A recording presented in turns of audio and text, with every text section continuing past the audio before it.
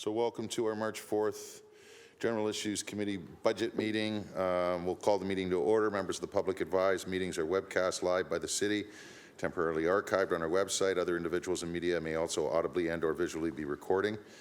Madam Clerk, any changes to the agenda? Clerk Yes, through you, Mr. Deputy Mayor. Added is item 3.1, the minutes from the March 2nd GIC, as well item 7.1, the communication teams function, which was deferred from March the 2nd.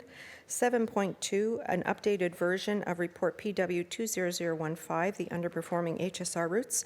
This now has a larger font and reflects the wards associated with the bus routes. And 7.3, in response to committee's questions at the last meeting, graffiti enforcement program update, PED 20079. And just a housekeeping matter to let you know, on your front page of the agenda, it reads 20-002M. It should read L.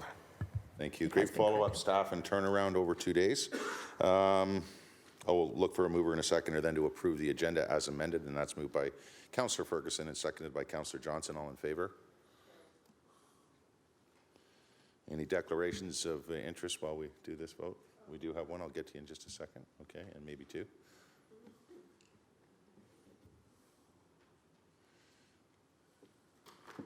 Councillor Danko, declaration of interest. Hopefully we'll be done by then, but I do have to step out at 2:30 for about a half an hour. Thank you. Councillor Partridge. Yes, thank you, Chair. And I have a medical appointment, so I do need to leave by 1:45. Thank you. Councillor Nan. Thank you. Similarly, I need to leave by 1:30 for city business. Thank you. Okay, none of these are pecuniary. Thank you very much. As chair, I'll try to move things along. May I please have a mover and a seconder to approve the minutes of the March 2nd, 2020 meeting? Moved by Councillor Ferguson and seconded by Councillor Clark. All in favour? And we got to do that on record.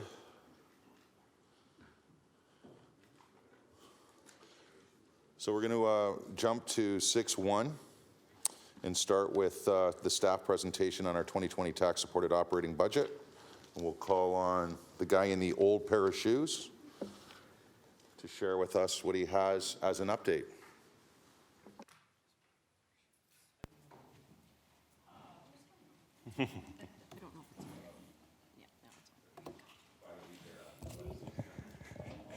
Yeah.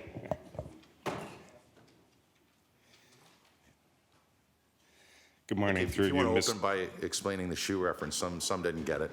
So there has been at senior levels of government a long-standing tradition that the Minister of Finance on the day of delivery of the budget purchases a new pair of shoes for that particular day. That's been somewhat altered or amended, and more recently some of the ministers are resoling their existing shoes as a sign of being conscious of funding or austerity. So so I've gone a little further. I'm just wearing used shoes, existing shoes. So. Yeah. So through you, Mr. Deputy Mayor, I have a very short presentation, and it's simply to update committee as to the decisions you made last Monday, just 2 days ago at our March 2nd budget GIC. The slide before you highlights those amendments. Previously, we had assumed $500,000 in parking fines, fees, and charges. That was amended at GIC to a reduction of $750,000, so an additional $250,000 versus what was previously assumed. As well, you approved increasing the gapping target by an additional $450,000, so bringing our departmental gapping target to just short of $5 million for 2020. There were some additional amendments, and this was principally alignment to the boards and agencies as to what the boards and agencies presented to GIC versus what staff had assumed at the time of the preparation of the budget documents back in December. So as it relates to the 579, this is principally alignment to the Hamilton Police Services Board proposed budget that came before you back, I believe, in January. Further to those amendments, there were a number of business cases and council referred items that were approved at GIC on Monday, and the combination of those amendments represent just short of $1.9 million. So you can see, as it relates to all of those amendments approved on Monday, the net impact is an additional just short of $1.3 million, or 0.2%. But further is the net impact as it relates to all the amendments prior to March 2nd was a reduction of 1.2, and net of Monday's decisions, that's amended to 1%. So recognizing the additional 0.2 impact, and that's principally surrounding service enhancements through business cases and council referred. So where we stand, we currently stand at a residential tax increase of 3.1%. We started the process at a 5% average residential tax increase. So again, inclusive of all the amendments, we are at 3.1%. One of the council referred items we're just identifying was received. There was no definitive action taken. So again, we're in the hands of committee if that is reviewed or considered further through our process.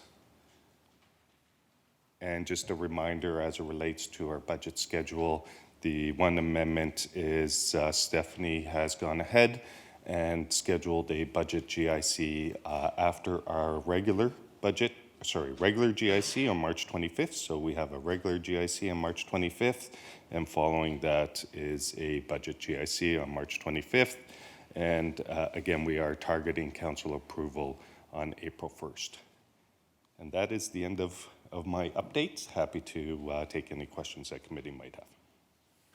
On the council referred, just for clarity, and then Councillor Whitehead's up, the cigarette butts we received to take no action. I remember I asked for a vote on that, so Stephanie?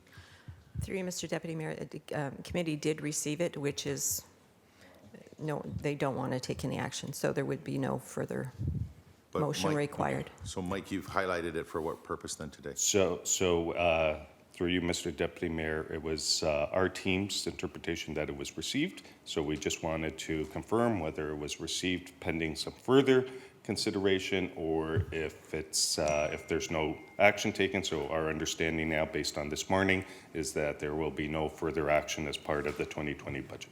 Correct. And thank you, Terry. Councillor Whitehead. Yeah, and in the period as a way, I'm not sure if it was produced because I can't find it. Do we have, with all our comparators, I guess our average assessment is around 385,000. So basically, we take the 385,000. What is the tax impact on that 385,000, and compared it to Toronto? You know, all our comparators. Do we actually have that chart? So through you, Mr. Deputy Mayor, we don't compare our taxes relative to average assessed values. So we do have a series of comparators. So, Mr. Chair, I understand that, but the question I'm asking specifically, because the questions I get asked specifically is, on my $385,000 home in Hamilton, I'm paying X. On my $385,000 home in Burlington, I'm paying Y. So the question is, we should at least, and you've given us the explanations very well on those other charts, but to avoid that question it seems that we're ducking it, and I'd rather have that information in front of me. So can we get that information? So through you, Mr. Deputy Mayor, I'm not sure that we'll have it at the end of the budget process. That's not typically how we as municipalities compare. We typically compare as it relates to comparable housing. So as it relates to average assessment, one of the challenges is when you compare Hamilton versus Burlington and Toronto is our average assessments are lower. But again, when you compare us to a Sudbury, then it goes in the opposite direction. So if the argument is my $380,000 home in Hamilton has a higher property tax is determined by two factors. It's assessed value and tax rates. And if you have a higher assessed value, you will have a lower tax rate. because again, those are the two variables. So again, the way that we do tax competitiveness collectively, and we do this through a third party, BMA, or tax competitiveness study, we don't compare it based on assessed value, we compare it based on similar housing. So a similar house, whether that's a 2-bedroom, 3-bedroom bungalow, and in the case of commercial industrial, based on cost per square foot, property tax per square foot. So again, the one challenge, I recognize the desire for property owners to want to compare based on assessed value, but again, a home in Hamilton would have different housing characteristics using that $380,000 assessed value versus I'm not sure what a home in Toronto would look like if it had a $380,000 assessed Mr. value. Chair, I understand that. The problem is we often, I've always talked about cherry picking information and not providing all the information so we can make informed decisions. And avoiding that question concerns me because I know, for example, a townhouse with 2 bedrooms might be $500,000 or $800,000 in Toronto, and there's assessed value on it. And the same home in Hamilton might get you an independent house with, you know, a quarter acre of land and X, Y, and Z. I understand that. But not to actually have taxes associated with those assessments is an injustice in regards to helping informing the decision, because it is part of understanding what is taking place from a trending point of view. And certainly by having it absent would suggest that we're avoiding that question. So it is a measurable. It's clearly reported in our taxes or our presentations. It is clearly reported in those other jurisdictions what their average household is and what their tax is based on household, and yet we don't have that chart to help inform us. Yep. That's all I'm asking is, can we get that chart? And if it's not this year, we can utilize last year's. Yep. So through you, Mr. Just Dep- for the record, I don't think the question was avoided. It was just answered in such a way that didn't suffice, but I get where you're going. Yep. Can you just briefly wrap up to Yep. move on? So through you, Mr. Deputy Mayor, what may be helpful is we can reach out to comparators and ask what the property taxes are based on $100,000 of assessed value. And then we Perfect. can extrapolate based on that. Perfect. So again, that can be something that we survey and reach out. I'm not sure how many we'll hear back prior to our next GIC, but we'll endeavor to do that. I think that's an excellent. I think we did that once before. So it's tax assessment per 100,000. That is absolutely brilliant suggestion and compromise. It'd be nice to have in front of us as well. Thank you. Councillor Johnson. Yeah, thank you. I have a different question, but on that last comment, Grimsby right now is facing a 17% hike. So when they put in the assessed house, and this is what it would mean, I was looking at it thinking, they're still paying less than we are because I had the same assessed house. So I understand where that question's coming from.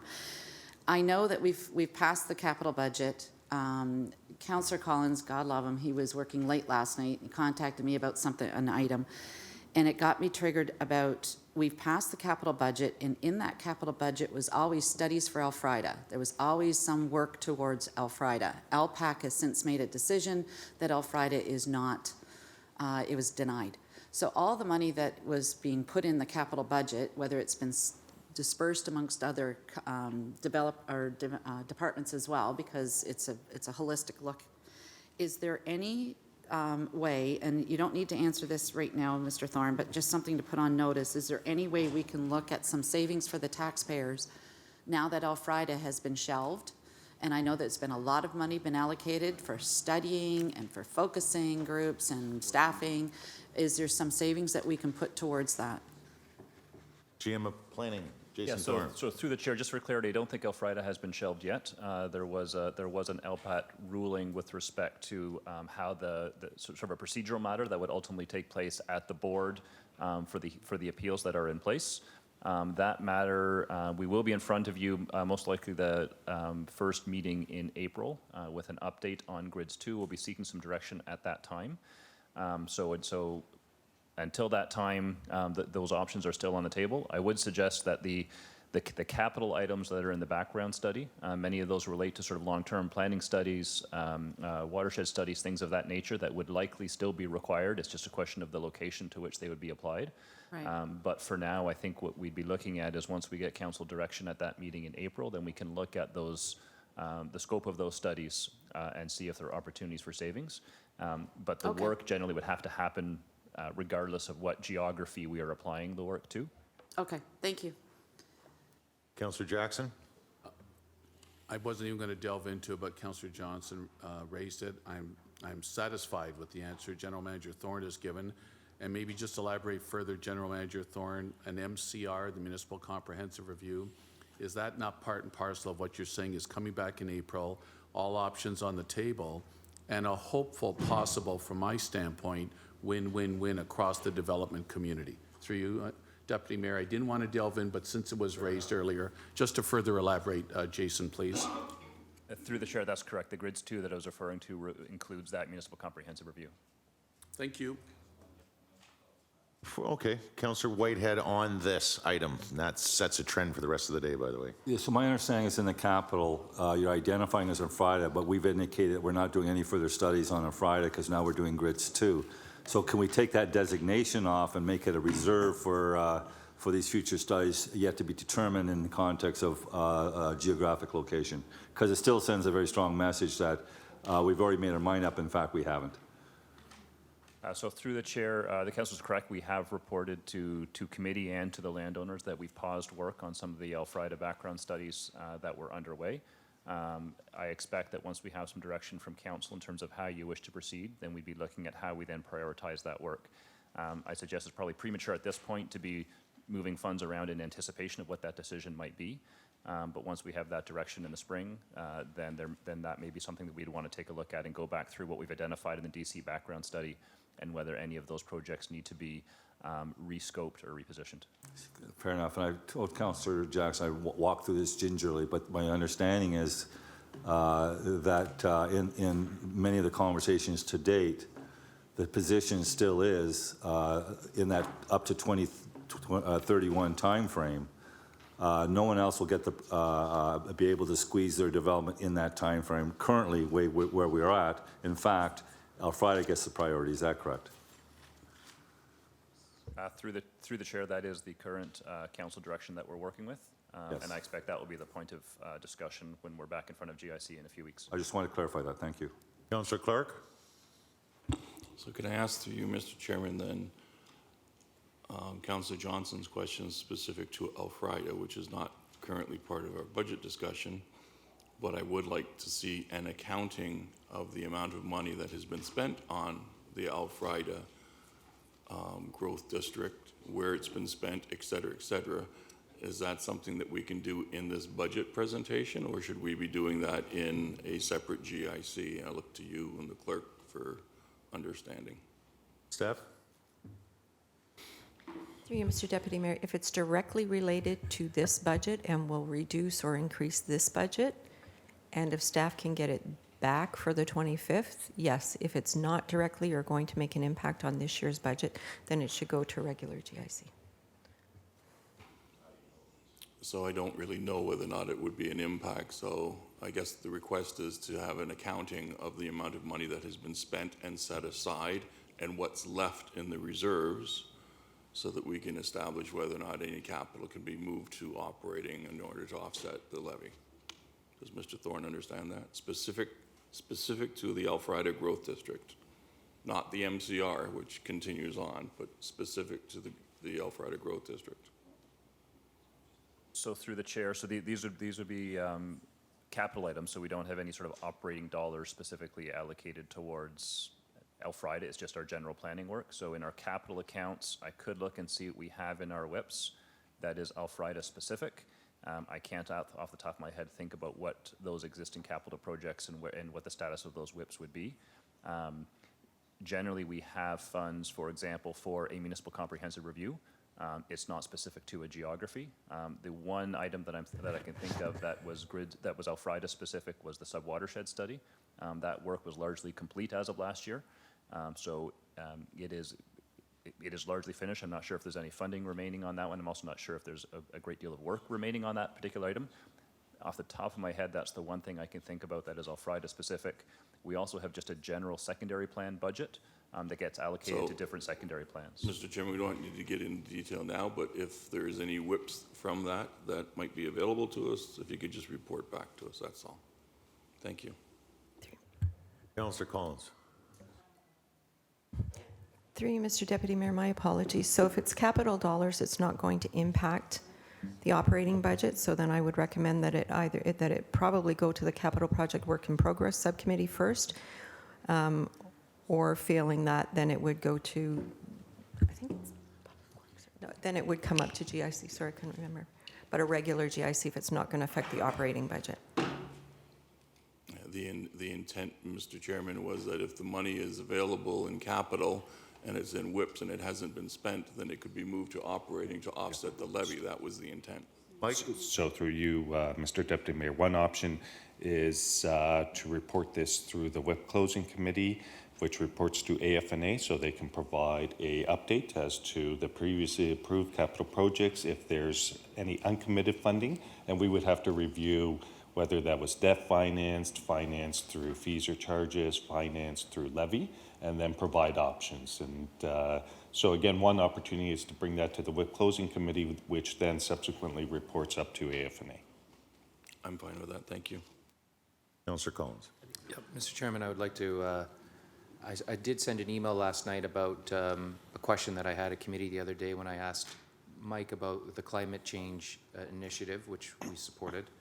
And I had asked a question as to whether or not we could, because there was some question in terms of how long it would need to be funded. I asked whether it could be taken out of reserve, and the comment to committee was that we just don't have enough in that reserve to start paying on a temporary basis for some of these expenditures that may be time limited.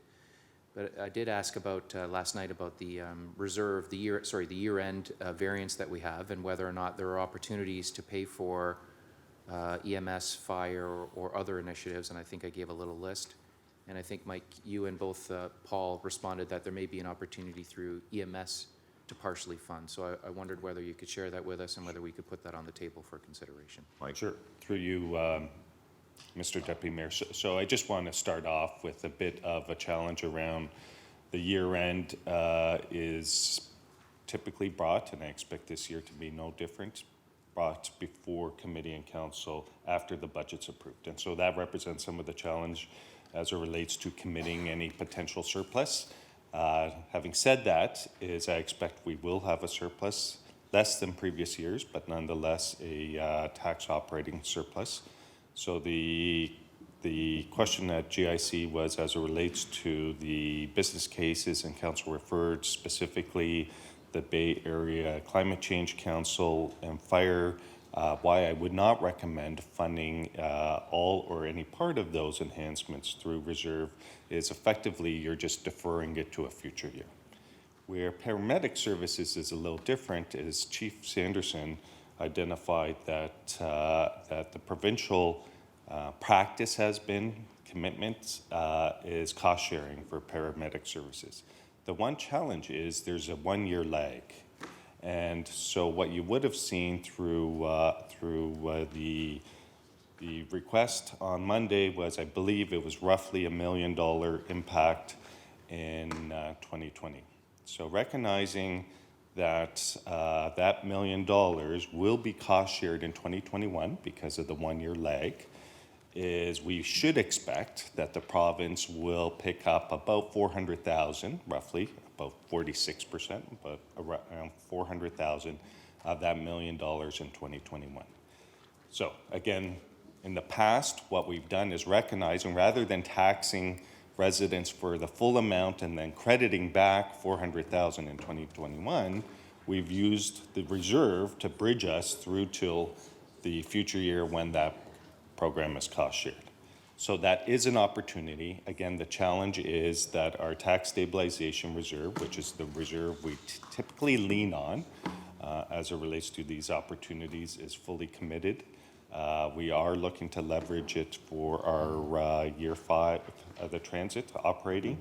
So again, it is an option. I would just ask if it's going to be pursued as a mitigation, that we keep in mind that at the time of the year-end report, we try to shore up that tax stabilization reserve to offset these, and they are appropriate, but we just need to keep in mind at the time of the year-end report that we don't appropriate those funds for other needs. We need to be committed towards meeting these obligations. If that's the will of committee and council through the budget process, is to reduce that $1 million to $600,000 levy contribution, $400,000 reserve contribution, and then I would look to committee at year end to align the disposition of the surplus to meet those obligations. Thank you. Mr. Chairman, I would only feel comfortable doing that if you and Paul support that. So if there's support there from staff in terms of doing that and you see that as something that can be supported, I would move that. If it's something that you feel uneasy about, then I certainly wouldn't put it on the table at this point in time.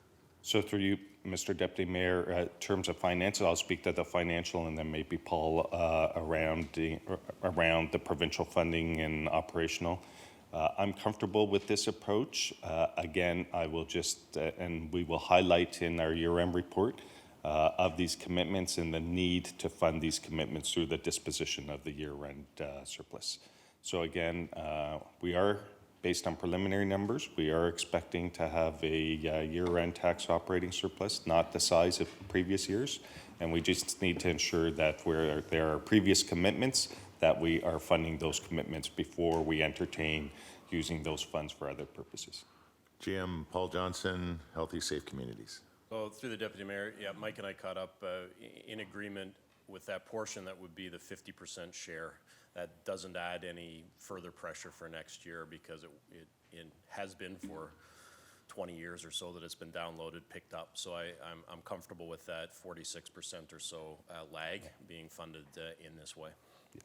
And so through you, Mr. Deputy Mayor, you may see a bit of disconnect in terms of the 50% versus what I'm suggesting. Why I'm suggesting 40% is typically we've been around that 46, 47% as well. The province is capping. My understanding is, and we'll know more information on March 25th when the budget comes forward, they may cap the province-wide commitment to 4%. So in order to be conservative, I would be supportive of 40% or $400,000 coming from reserve.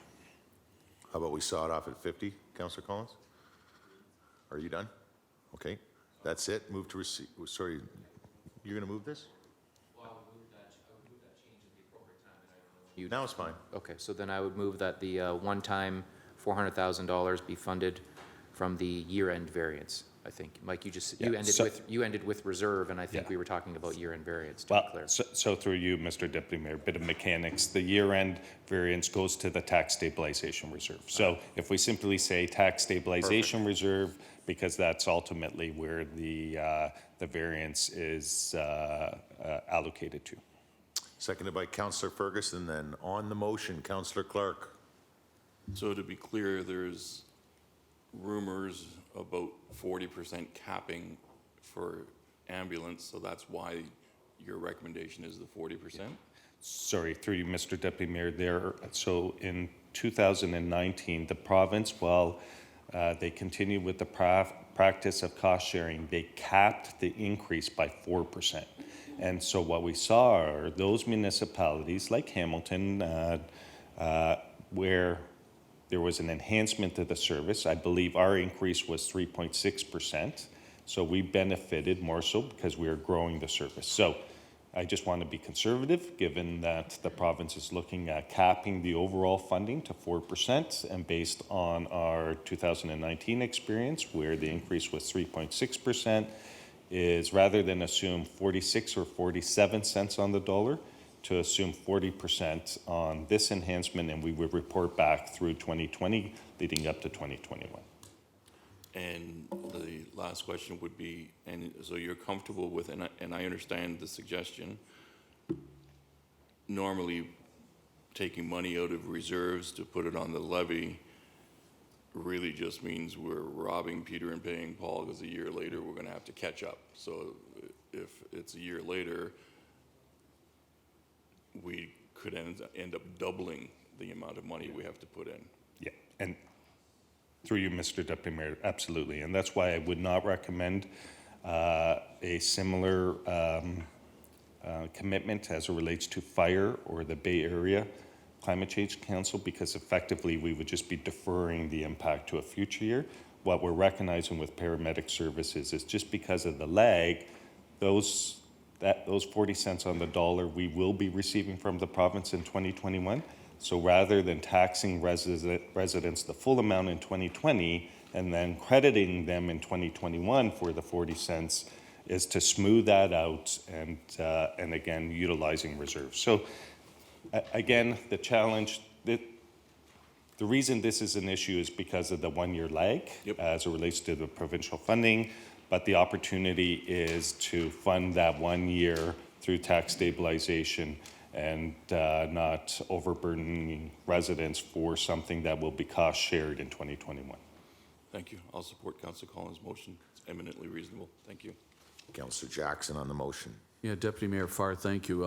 Real good research in 24 hours by Councillor Collins, good pickup, and I'm strongly supportive. Since March 25th has been referenced, and Legislative Coordinator Paparella, I appreciate the follow-up in spite of some objections from people that didn't want an extra budget meeting, but I'm glad we've at least got one on standby on March 25th, Deputy Mayor Farr.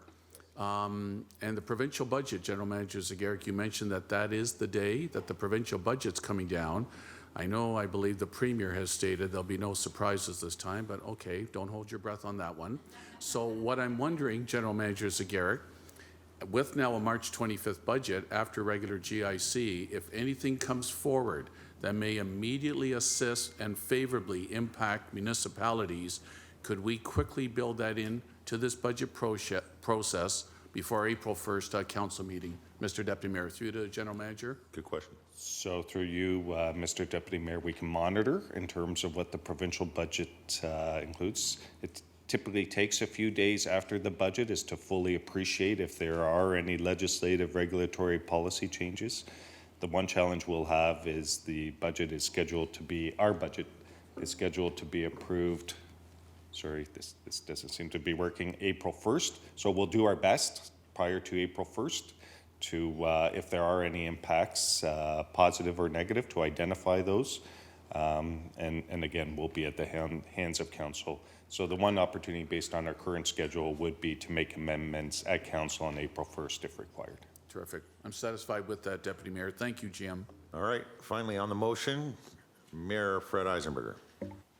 So I'm just wondering, I'm sorry I'm late, but are we dealing with 6.1 as the recommendations, or are we dealing with just this motion and then we're going to go to the discussion items, which are the added items? So just this motion? The motion's going to be on the floor in seconds, and then we'll receive Mike's presentation, and that'll be it. Councillor Pauls. Yes, I came in late. I just wanted to make sure that if we're dealing with paramedics, I have a conflict of interest. So do I not vote on this? Through you, Mr. Deputy Mayor, I'm sorry, I did not hear the full question. I was trying. Okay, I came in late, so I think we're talking about ambulances, and I have a conflict of interest, so I will not be voting. So That's great. Thank you for thanks. declaring. All in favor?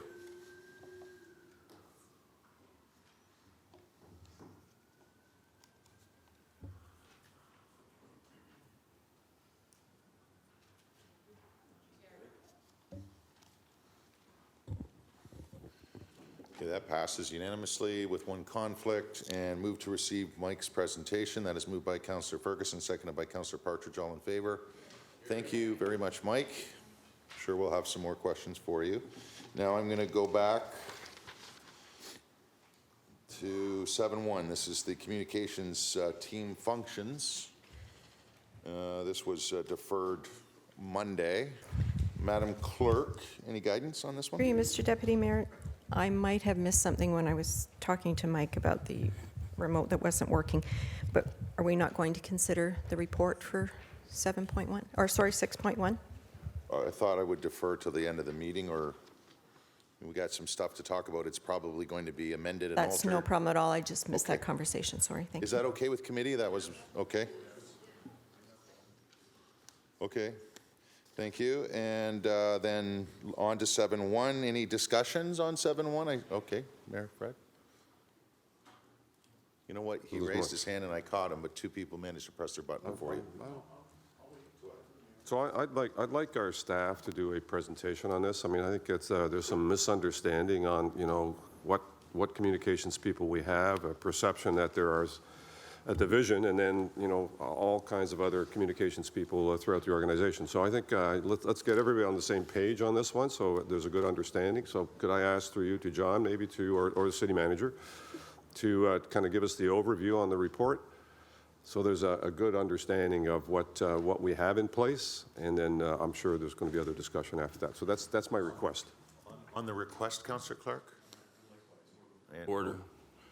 So we have listed a number of FTEs, and I'm just a little bit cautious, and I'm looking to Ms. Fontana. If we start having discussions about the department and we're dealing with FTEs, and we're doing that in public, these are people that would then therefore be identifiable. It may cause problems for them, I don't know, but I'm just nervous about, I don't have a problem with hearing the report, but when we start getting into questions and raising concerns about the financial costs of the division, and we have identified the actual FTE titles, then for all intents and purposes, we're now talking about those positions in public in a budget process. So I don't know how to deal with that. Okay, fair point. Looks like the clerk has a quick answer to that. Through you, Mr. Deputy Mayor, committee can always move into closed session if they wish to discuss the direct employees and the specific positions. We can still move into closed session on that matter.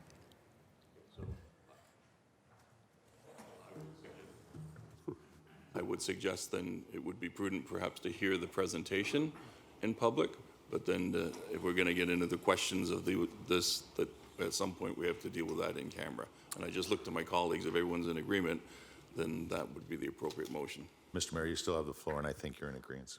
So my intent was to get the overview, not to get into specifics in terms of identifiable individuals. The moment we go there, it's in camera, absolutely.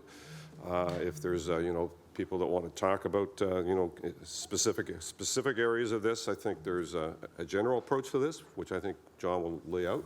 But once we get into specifics, I think it's an in-camera issue for sure. So I highly recommend that we go into camera at that point. Excellent. Councillor Partridge.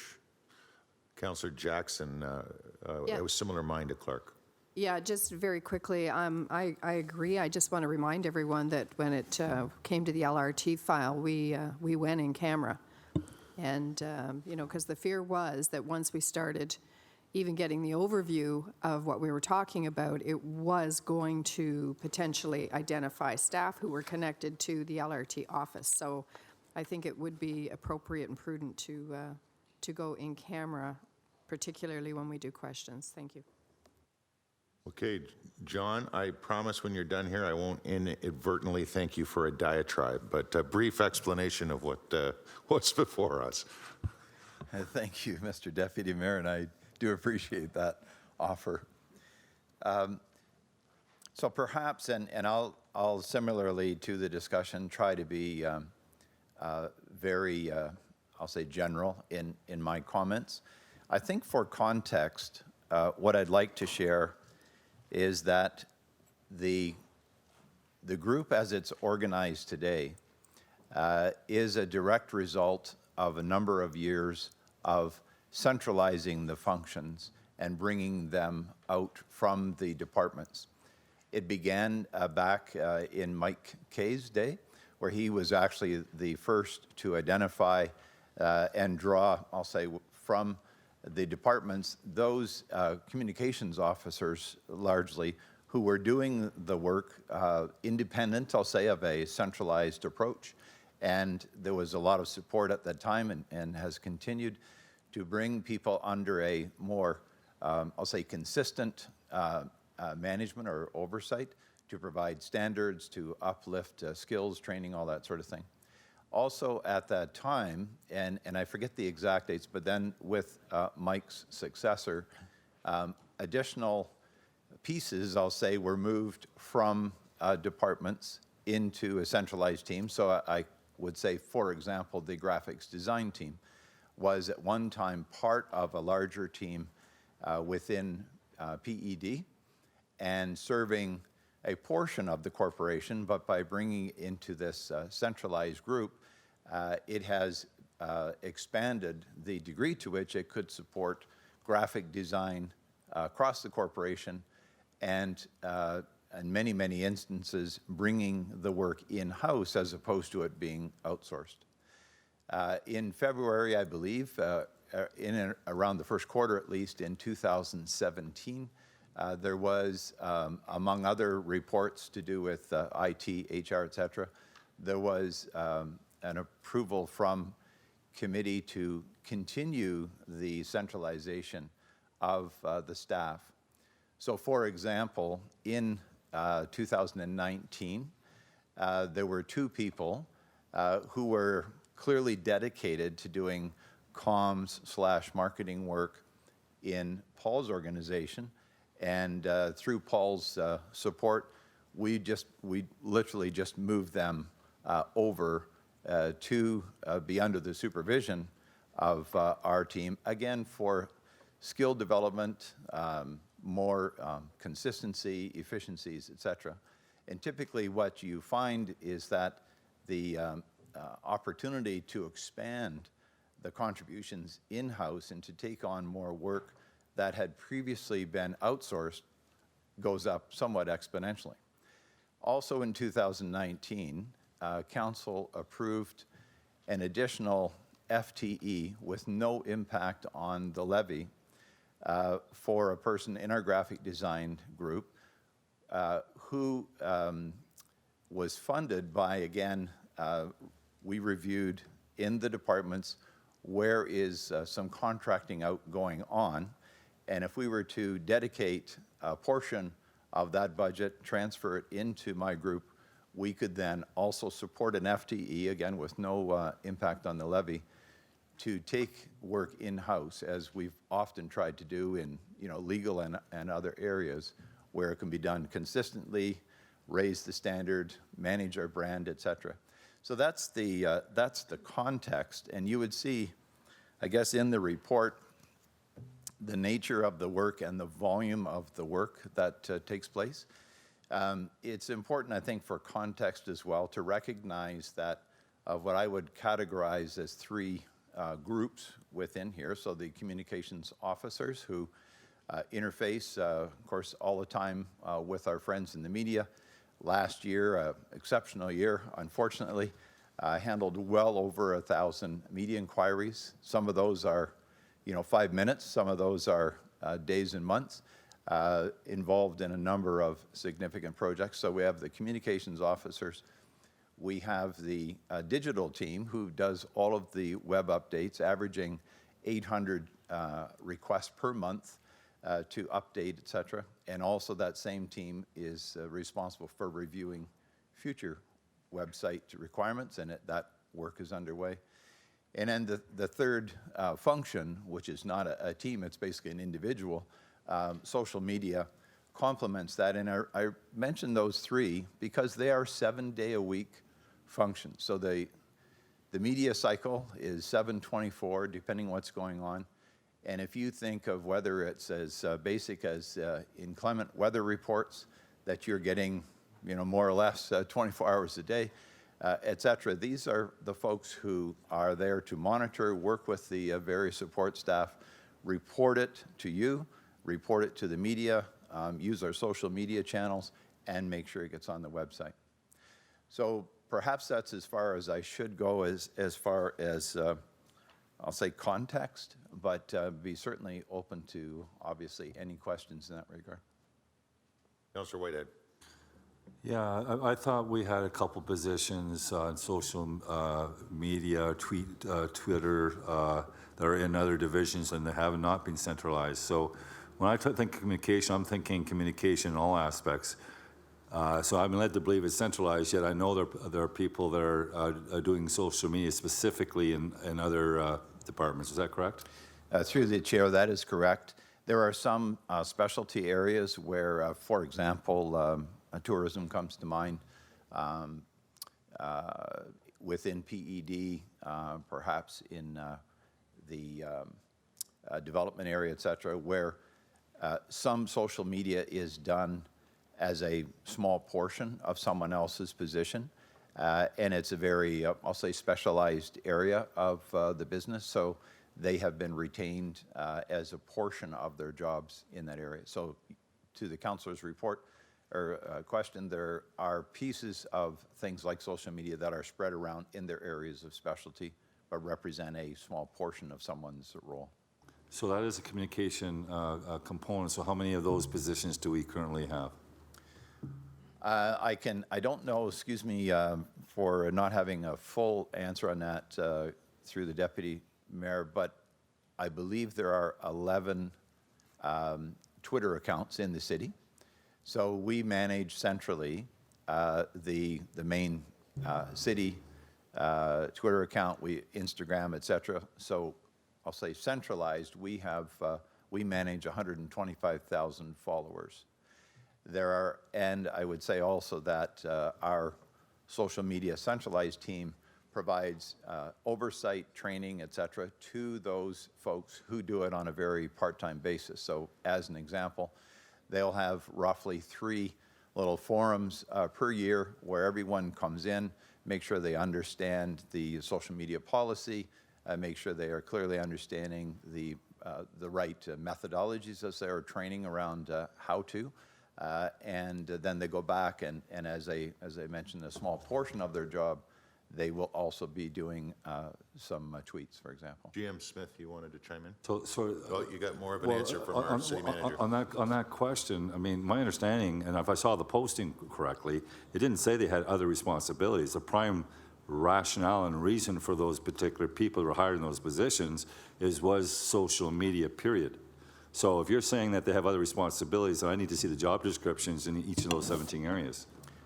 Through the chair, I'll be honest, I'm not familiar with that level of detail. I only know that we have essentially a person centrally who's doing it on behalf of the corporate accounts. I don't have that level of detail in terms of what job descriptions go beyond that. General Manager Smith on this, or Laura? Go ahead. Through you, Deputy Mayor, if I could just add, because I've looked into this, because there were some concerns about did the centralization truly happen and were there still some functions? And I think where some of the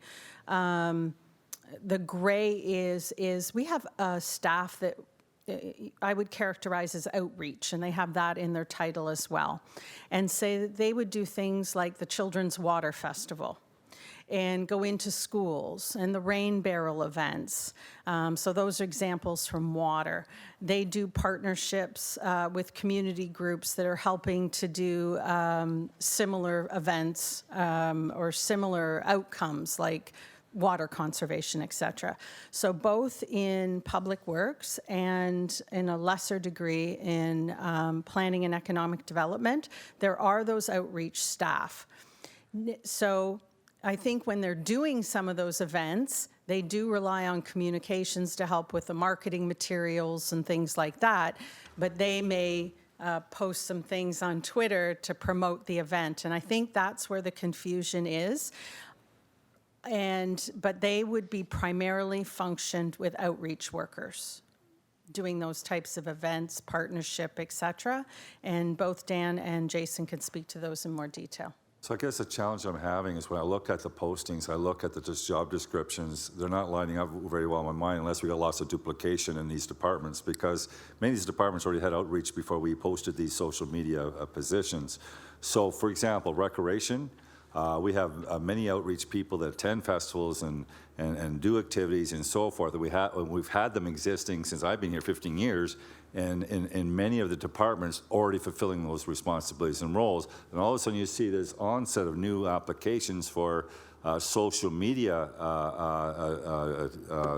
applicants / outreach, and I'm trying to understand, have we eliminated work in another area to allow that part of the job to be fulfilled? Or are we playing a little bit with that?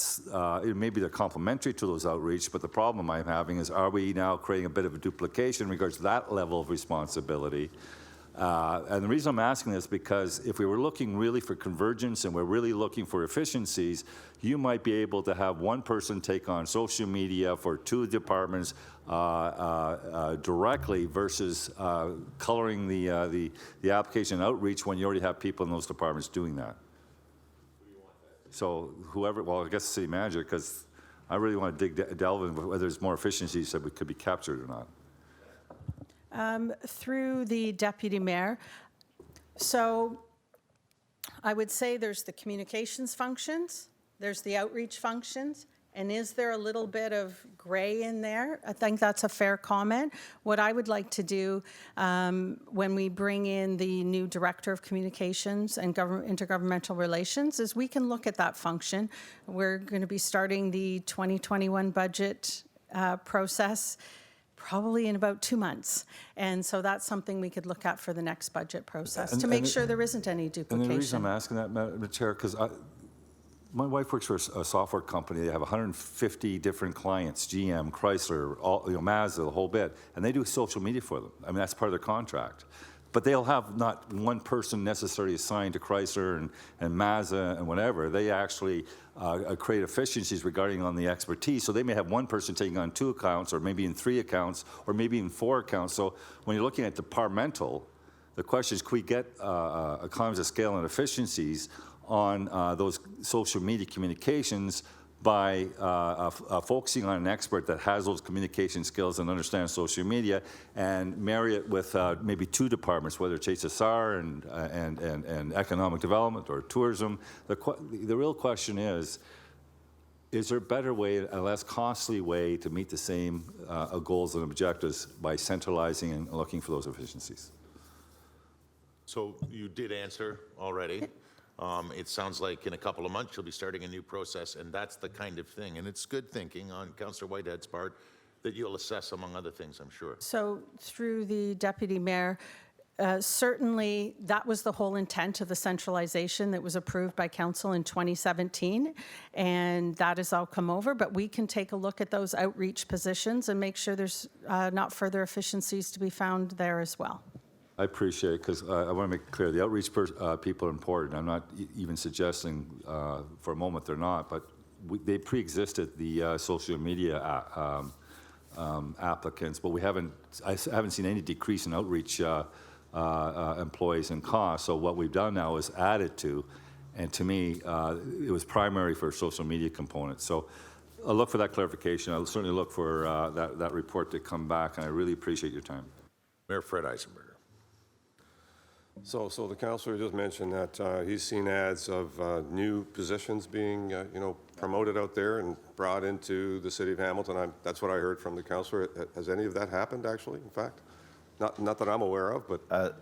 Through the deputy mayor, not that I'm familiar with in terms of social media specifically.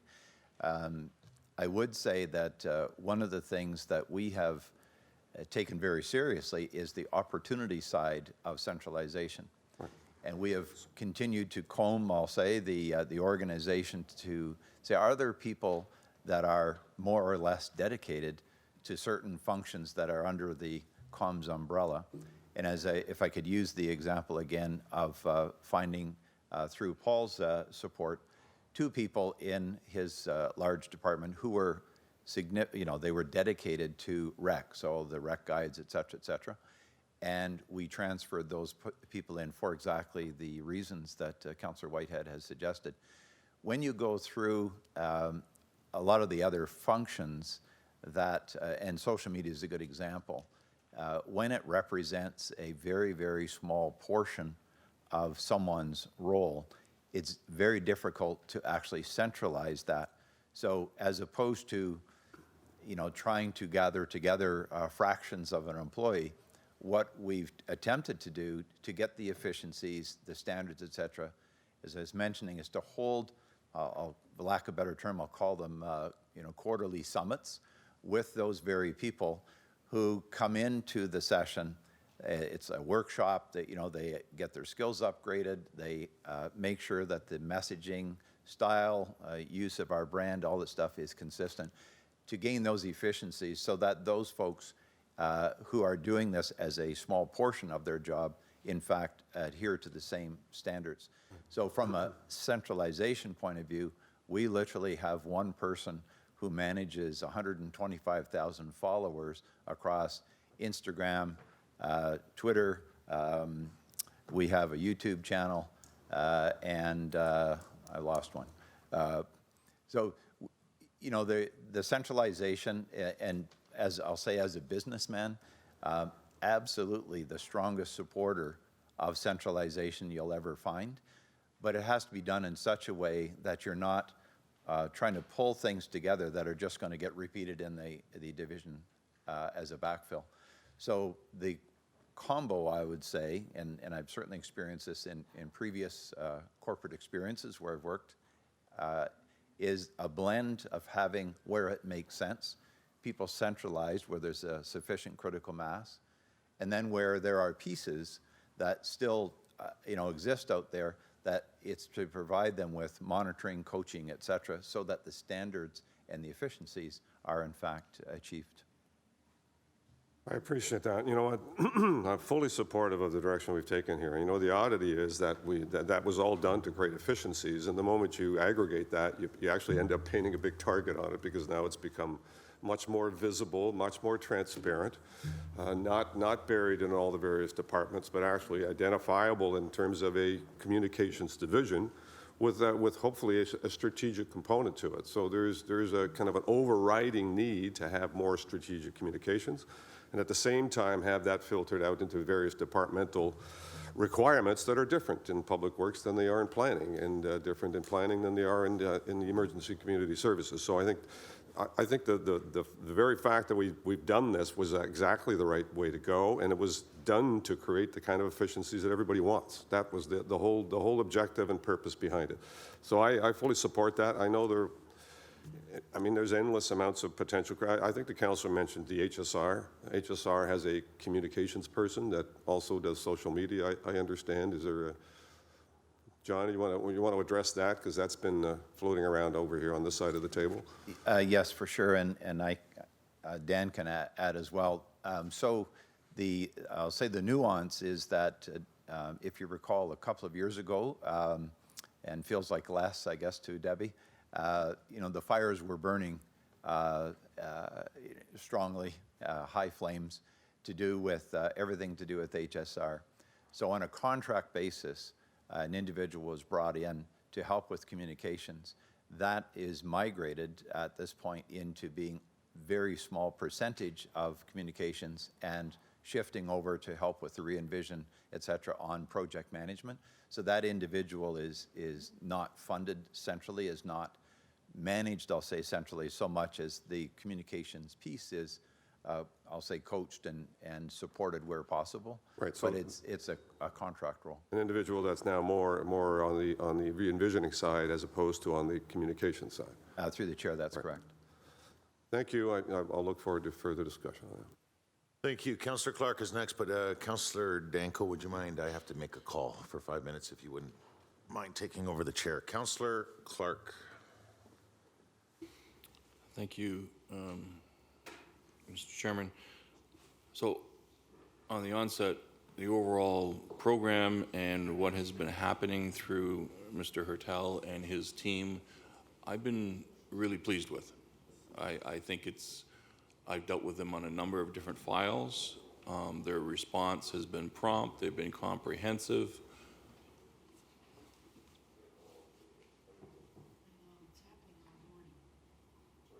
Thank you. I wasn't blaming you, sir, I understand. So the overall performance of the group, I've been very pleased with, and I wasn't here in 2017, but I think that it is actually getting and successfully meeting the goals that were set out by council for this centralized division. So I've been very pleased. Just a couple of questions for my own personal clarification. So is all printing now that is done, brochures, pamphlets, all of that type of stuff for the city of Hamilton, does it all go through communications in order to maximize our value? Through the chair, I would not say that all of it is. I think there are still various pieces of work that are done locally, outsourced locally. I would say a great deal of the larger projects tend to be done through our centralized group because in most cases for those campaigns, our graphic design people are in fact creating the materials that need to be printed and therefore coordinating the printing.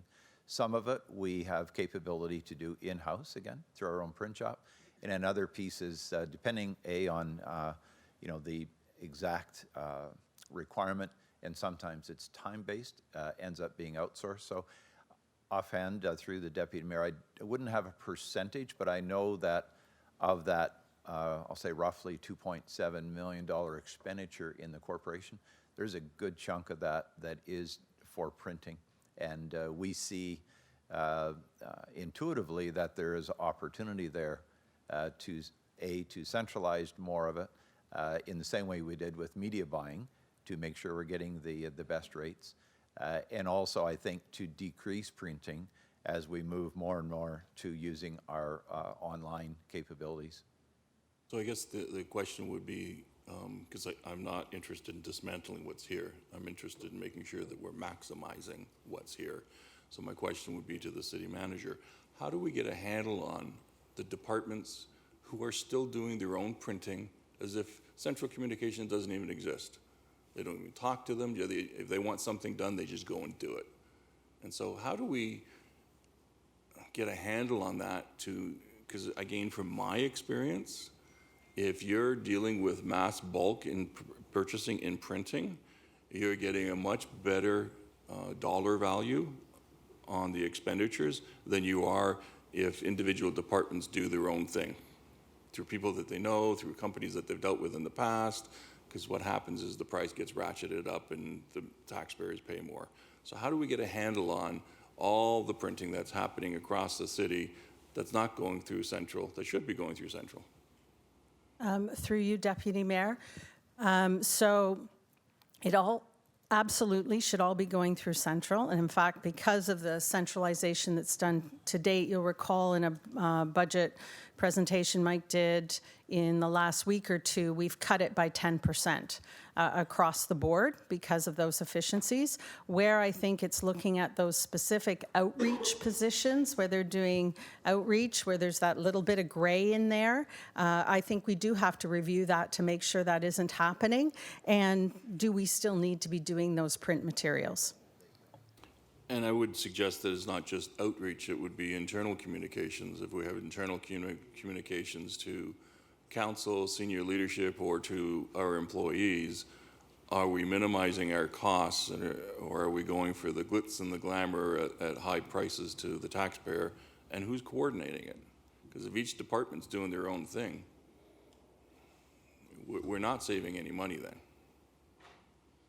Through you, Deputy Mayor, it's interesting you raised that. So as I started doing communications as the new city manager, we do have some employee newsletter that goes out. In fact, I had employees writing back to say, because we still did printing of a lot of it, please don't print it anymore.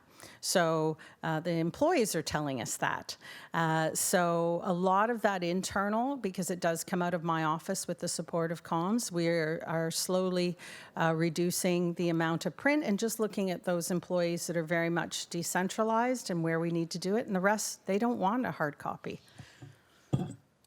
And I don't want to send out any of our departments, but I'll be happy to send you some copies of stuff that, in my mind, could have easily been done by email and save money to the taxpayer. So there is an issue, but I think it's in your hands to say, how do I get a handle on all of that and make sure that the divisions know that we're doing it through a central comms to save money, to ensure that what we're doing is necessary and needed and moving on from that. Same question goes to media buys. I'm quite perplexed when I look at our budget on media buys. Media buys is supposed to be going through Central, and yet I'm seeing media buys with a whole bunch of department names on it, and I have to wonder whether or not they're going through Central or individual departments are still doing media buys. Through the Deputy Mayor, back again in the Mike Kay timeframe, we established a central media buying individual, and that person currently manages a portfolio of roughly $1.2 million. And from our work in investigating, I'll say to the chagrin of some of our media providers, it's off rack by 50 to 70% of what was happening before. And it's a combination of bulk buying. But that proves my point and proves council's point that creating that division actually saved money. Exactly, and it's a combination of the bulk buying, but as much as that, it's the expertise of where to actually place the ad. Should be an electronic ad, I'll say. Is it paper-based in one of our traditional newspapers? Is it a half page, a quarter page, et cetera? So that has demonstrated, I think, that there's a great opportunity for, taking that model, let's say, into the printing side of things as well. So, Mr. Chairman, does Mr. Hertel have any confidence that all of the media purchasing that is going on for the city of Hamilton is going through his division, or is it still happening in separate departments also? Through the chair, I would say that the absolute majority is coming through our division. To have to do a little deeper dive to understand which pieces may not be, and certainly we're always trying to bring the fringe into the core, I'll say, because I think what's happened over the last few years is that the individuals who were doing it more independently are realizing that A, they don't have the time or skill sets necessarily, and they're seeing the benefit of what they're trying to accomplish, the outcome itself, being improved by going through the centralized expert. So, last question to the city manager. Perhaps I'm oversimplifying, and feel free to tell me if I am.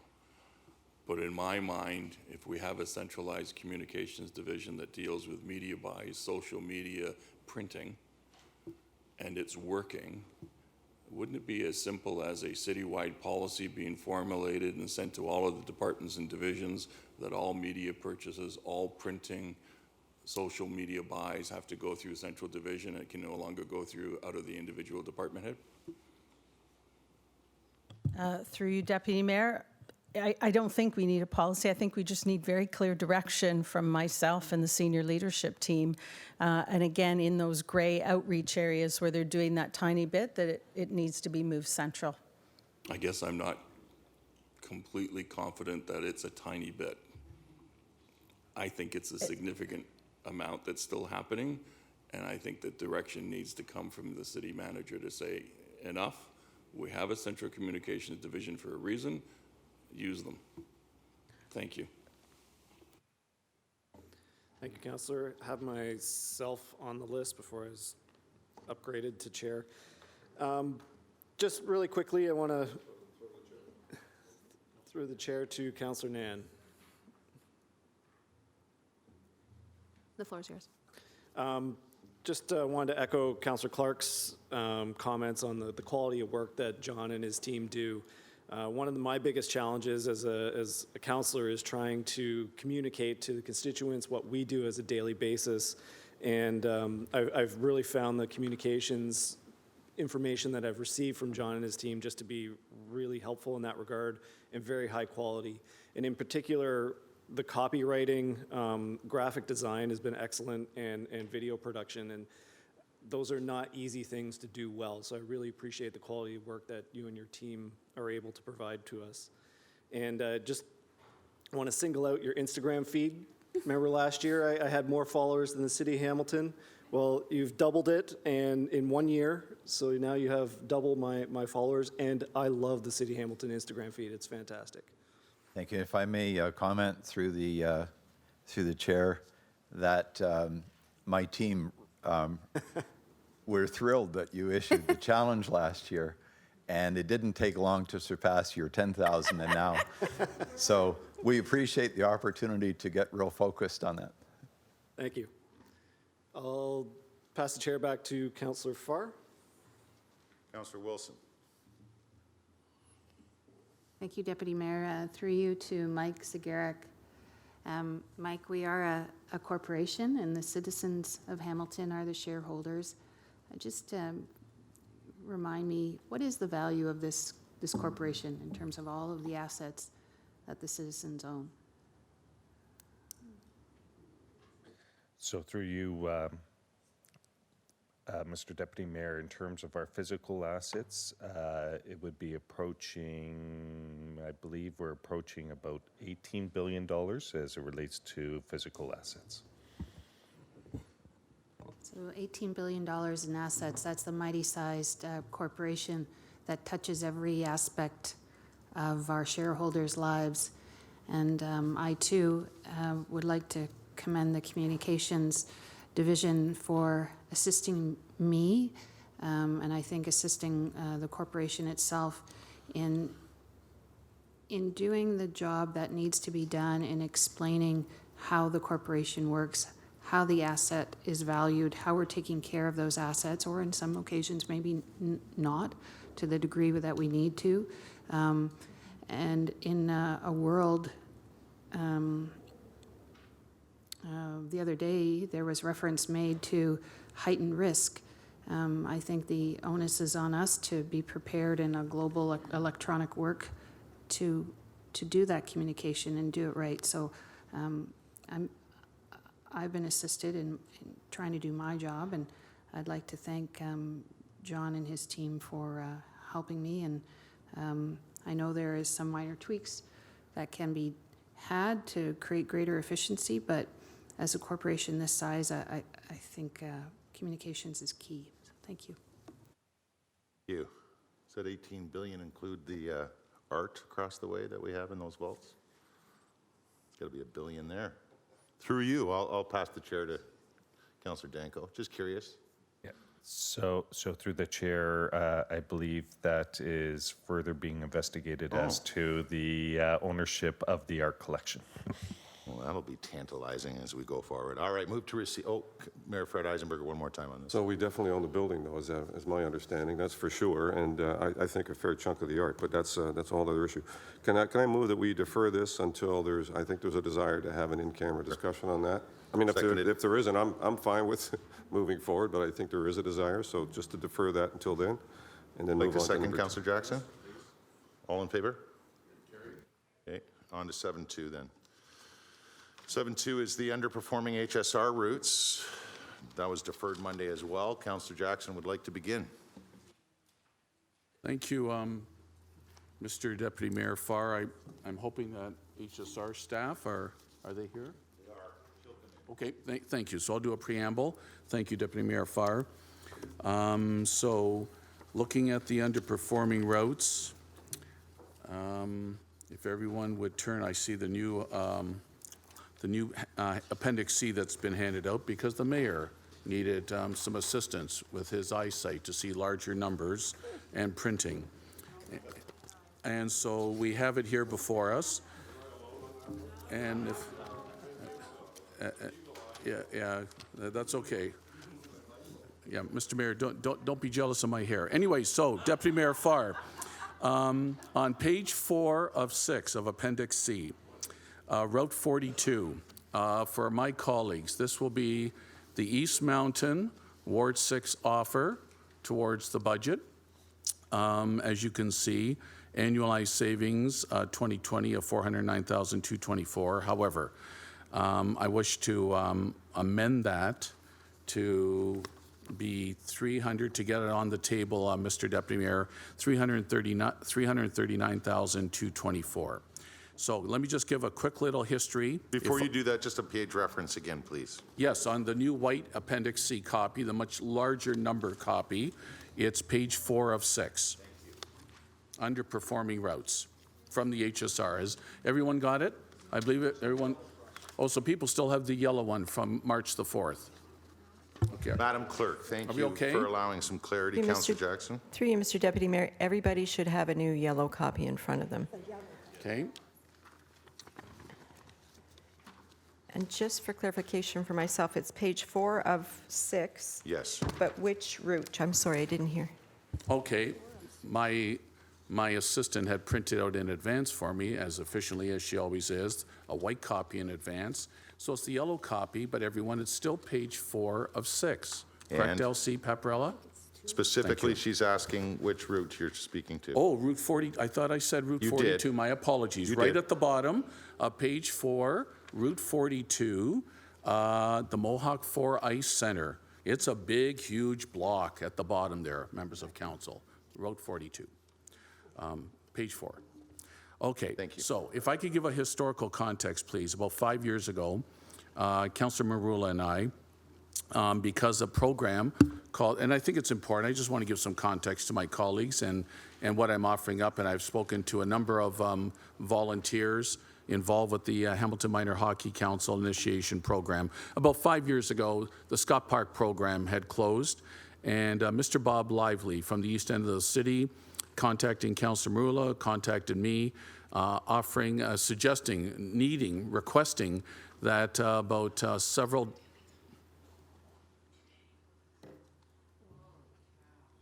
Was that Mr. Bob Lively from the East End? Just call, no. All right.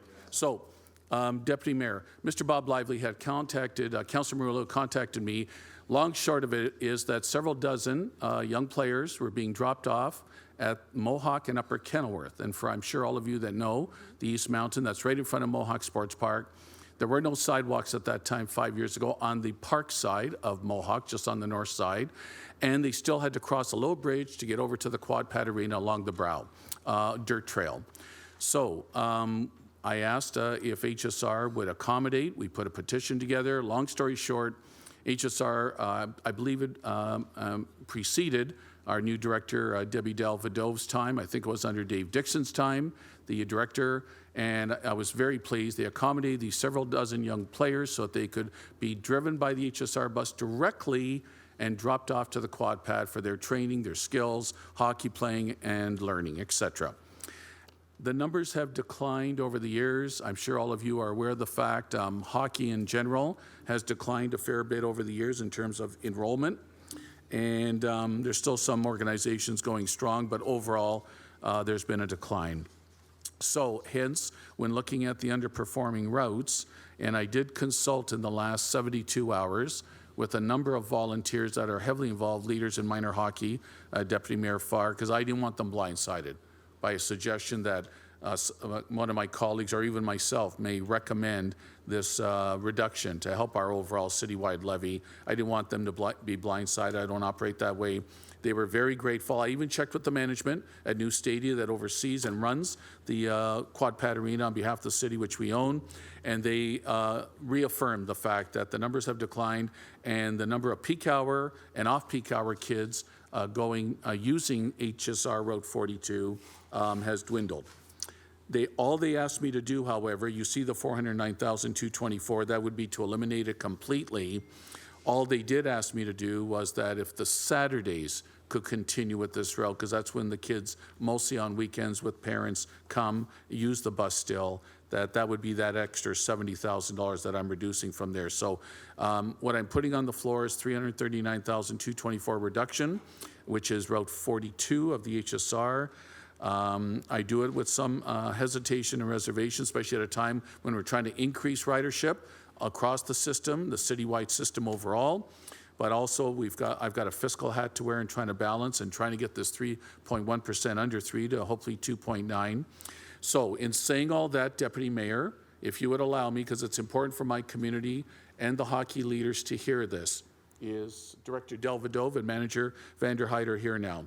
I need to know, please, under the re-envisioning exercise, Debbie or Jason, I need some reassurances that now there'll no longer be a public transit bus taking anyone to the very popular Quad Pad Arena along the Brow, where currently there are no sidewalks because it's still one of the last rural type roads I have in my ward. Through you, Deputy Mayor Farr, for a comment from staff, please. So through the chair, yes, we will be looking at that through the re-envision exercise. And when you say that, Debbie, currently, can you explain? I thought that, Deputy Mayor Farr, that there was another route that, I think it was another Mohawk route that went along Lime Ridge Road, and it used to loop right near the quad pad, but maybe you can explain now it takes a different direction beyond that point. Either you, Debbie, or Jason, please. Through the chair, the route you're referring to is the number 21 Upper Kenilworth Louder, route. please, Jason. Through the chair, Thank you. the route you're referring to is the number 21 Upper Kenilworth route. A few years ago, it was extended up to Heritage Green and no longer stops at the loop you're referring to. We did look at whether we could extend that to the arena. However, it would just be a shifting of the resource that we're trying to mitigate with. And there would be no mitigation by doing that based on the length of route traveled and the time required to do that. Thank you, Manager. And Manager, will you just confirm professionally, from your standpoint, everything I have said from a community standpoint, from a political standpoint, how I first lobbied for this 5 years ago with Councilor Marula? Can you just maybe reaffirm how the numbers have unfortunately dwindled? Through you, Deputy Mayor Farr. Through the chair, you are correct. The usage on that route is predominantly in areas that are currently served by other routes, and the arena itself is not producing very many people whatsoever. Thank you, Jason. So with the public commitment, Deputy Mayor Farr, from Director Del Vadove, that under re-envisioning, they will include the location, the destination of the quad pad as a possible part of the exercise to see if there is an existing route that can somehow make its way there in the future, and keeping Saturdays under the current Route 42. I will move at the appropriate time, $339,224 be offered as a reduction towards the 2020 levy. That's seconded by Councillor Collins. Okay, just so I'm clear, Jason, you just said served by other routes. So there's still buses that pull up right out front Mohawk if we accept what's here. Is that what you're saying? Through the chair, not the arena itself, but the majority of that route, because it starts at Lime Ridge Mall and runs across Mohawk Road, it's already served the corridor between between Lime Ridge Mall and Upper Ottawa, and then again along Upper Kenilworth to Lime Ridge to the loop area is all served by existing routes. I appreciate it. Councillor Ferguson. Yeah, thank you, Mr. Chairman. And first of all, to Debbie, I want to thank you for this report. I know I've been pretty tough on HSR over this budget process for the 10% increase. And I appreciate getting your email, just alerting us that we have a number of underperforming routes, and allowed me the opportunity to ask for this report. And so thank you for that, first of all. Second of all, it looks like mostly, which other than possibly the route that Councillor Jackson just spoke about, mostly it's just frequency changes is what you're proposing. Have I got that right? Through the chair, that's correct. The majority of this list is either an adjustment to frequency or it's nipping off a half trip here or there, shortening span on some routes, with the exception of the Route 42, which I would consider to be kind of a wholesale reduction. The rest are kind of just around the margins. Okay, thanks, Jason. Thanks to you also for helping with this report. We've gone through an exponential growth in for the first 4 years of our transit strategy. Are any of these routes where you're suggesting some changes new, or are they routes that have had the opportunity to mature? Through the chair, these are all existing routes that have been in place for quite some time. Okay, thank you for that. Am I reading the report properly? Because there's a number of different numbers at the bottom of the report, but am I reading that if we accept all your suggestions, there's a net savings of $1,716,000?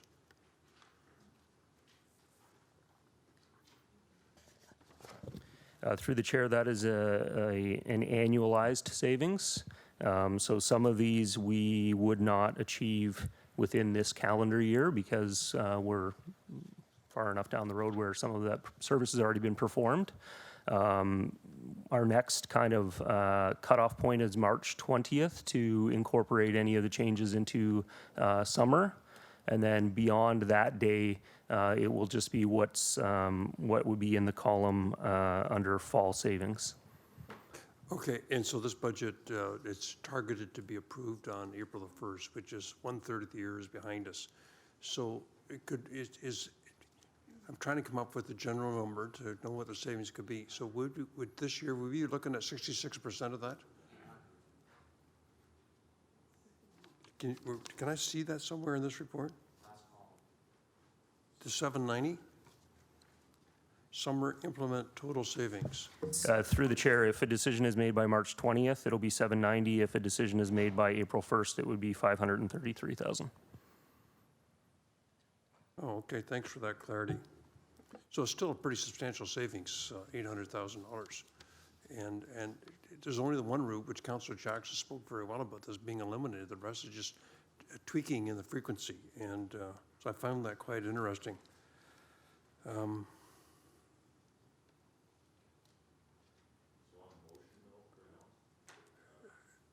sorry?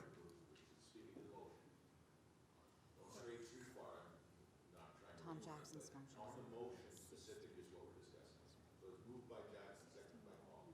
Just on the one route. I'd like to see a global motion. I'll hold off, make it part of a package. Because, this is what our transit staff, who are the expert in this, are suggesting, and if there's a $790,000 savings, will help us significantly. And just on that, I'm fully prepared to offer up I think it's 3 or 4, let me just count them, routes in Ancaster that are affected. Because if they're underperforming, I would expect, Jason, that about 45% of the revenue for a bus route comes from the fare box on average. But these underperforming routes, because there's not much fare box revenue, the contribution from the levy would be significantly higher, would it not? Through you, Mr. Chairman? Through the chair, I would say that's a fair assessment.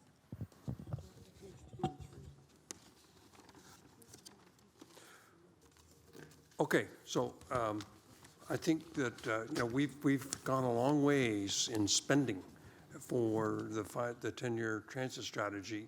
Here our staff are telling us these are mature routes that haven't been performing well. They're not coming close to meeting our threshold. And so I think that we should have a motion to accept all the recommendations that staff are recommending today and help us reduce our budget by some $800,000. And that's just for this year. It would be more in future years because it becomes annualized. And just so you, Mr. Chairman, just so I'm clear on this, Jason, would the annualized savings then be 1.7?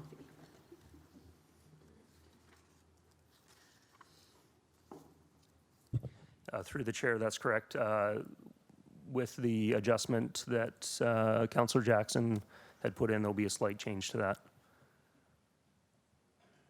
Okay, so at the appropriate time, come back to me, and if Councillor Jackson's okay with a global motion, I don't know how successful it'll be. It'll be interesting to see the reactions we get from the rest of the speakers, but holy smokes, it's a use it or lose it situation, and in these particular routes, it's pretty clear by reading the document that they're not being used, so I'll look forward to making the global motion. Thank you. Mayor Fred Eisenberger. Holy smokes. Thank you, and I'm not going to argue against this. These are, as I understand it, no bus stop changes. So, my concern was that we would make changes that all of you would get phone calls on that we may then at some point have to rethink when we go through the exercise of re-envisioning. So, can I just get that confirmed? There are actually no bus stop changes in this, just frequency changes by and large. And I've got a couple of questions on a couple of other issues, but. So through the chair, this isn't.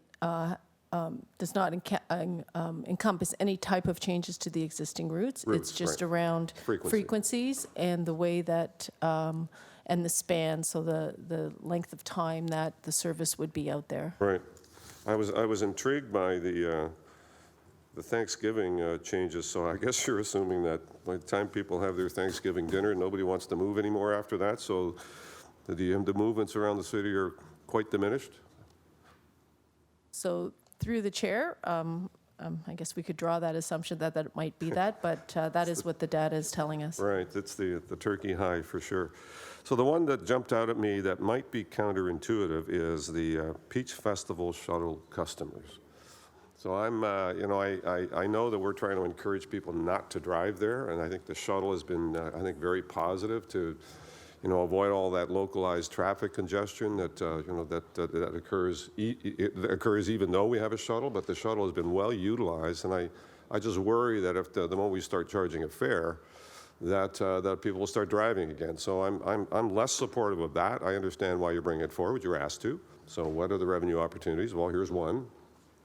I'm not sure this is one that is a frequency change. It's really adding a fare to something that already exists. That I think, in real terms, we want people to use that shuttle more than driving there and trying to get parking on the streets and all the other places that they go to. So I'd be much happier if we did not do that. All the other ones I agree with. If there's frequency changes, I mean, most of you are going to get the calls. I think this is one that I can't support. I don't think we should. Be happy to move at the appropriate time that we do not charge a fare for that shuttle, because in my mind it's just totally counterintuitive to what we're trying to achieve. You can move it, second it. I just want to raise it. I'm sure you'll cover it as well, so feel free to do that. But beyond that, I'll support all the other recommendations. Thank you. Councillor Danko. Thank you, Mr. Deputy Mayor. So I'm concerned procedurally that we're going through a buffet of HSR transit service changes during kind of our last GIC on the budget discussions. And through you, Mr. Chair, to, I don't know, whoever wants to take this question, but isn't this, all of these operational decisions based on the HSR's through the funding that we've already allocated? Like, why is this at council for us to pick and choose which ones we want to keep, which ones we want to go, which ones we want to change? So through you. Okay, or Debbie? So through the chair, we were asked to do a review of our current services and look at any possible mitigation that we could do relative to the service that we provide and with the most minimal impact to our customers. As it's part of a council-approved level of service, anything when we are looking at a reduction to a level of service that council has approved, that's why it would be coming back to council. And through you, Mr. Deputy Mayor, we've, as a council, set the total budget for transit as part of the 10-year transit master plan. Is that correct?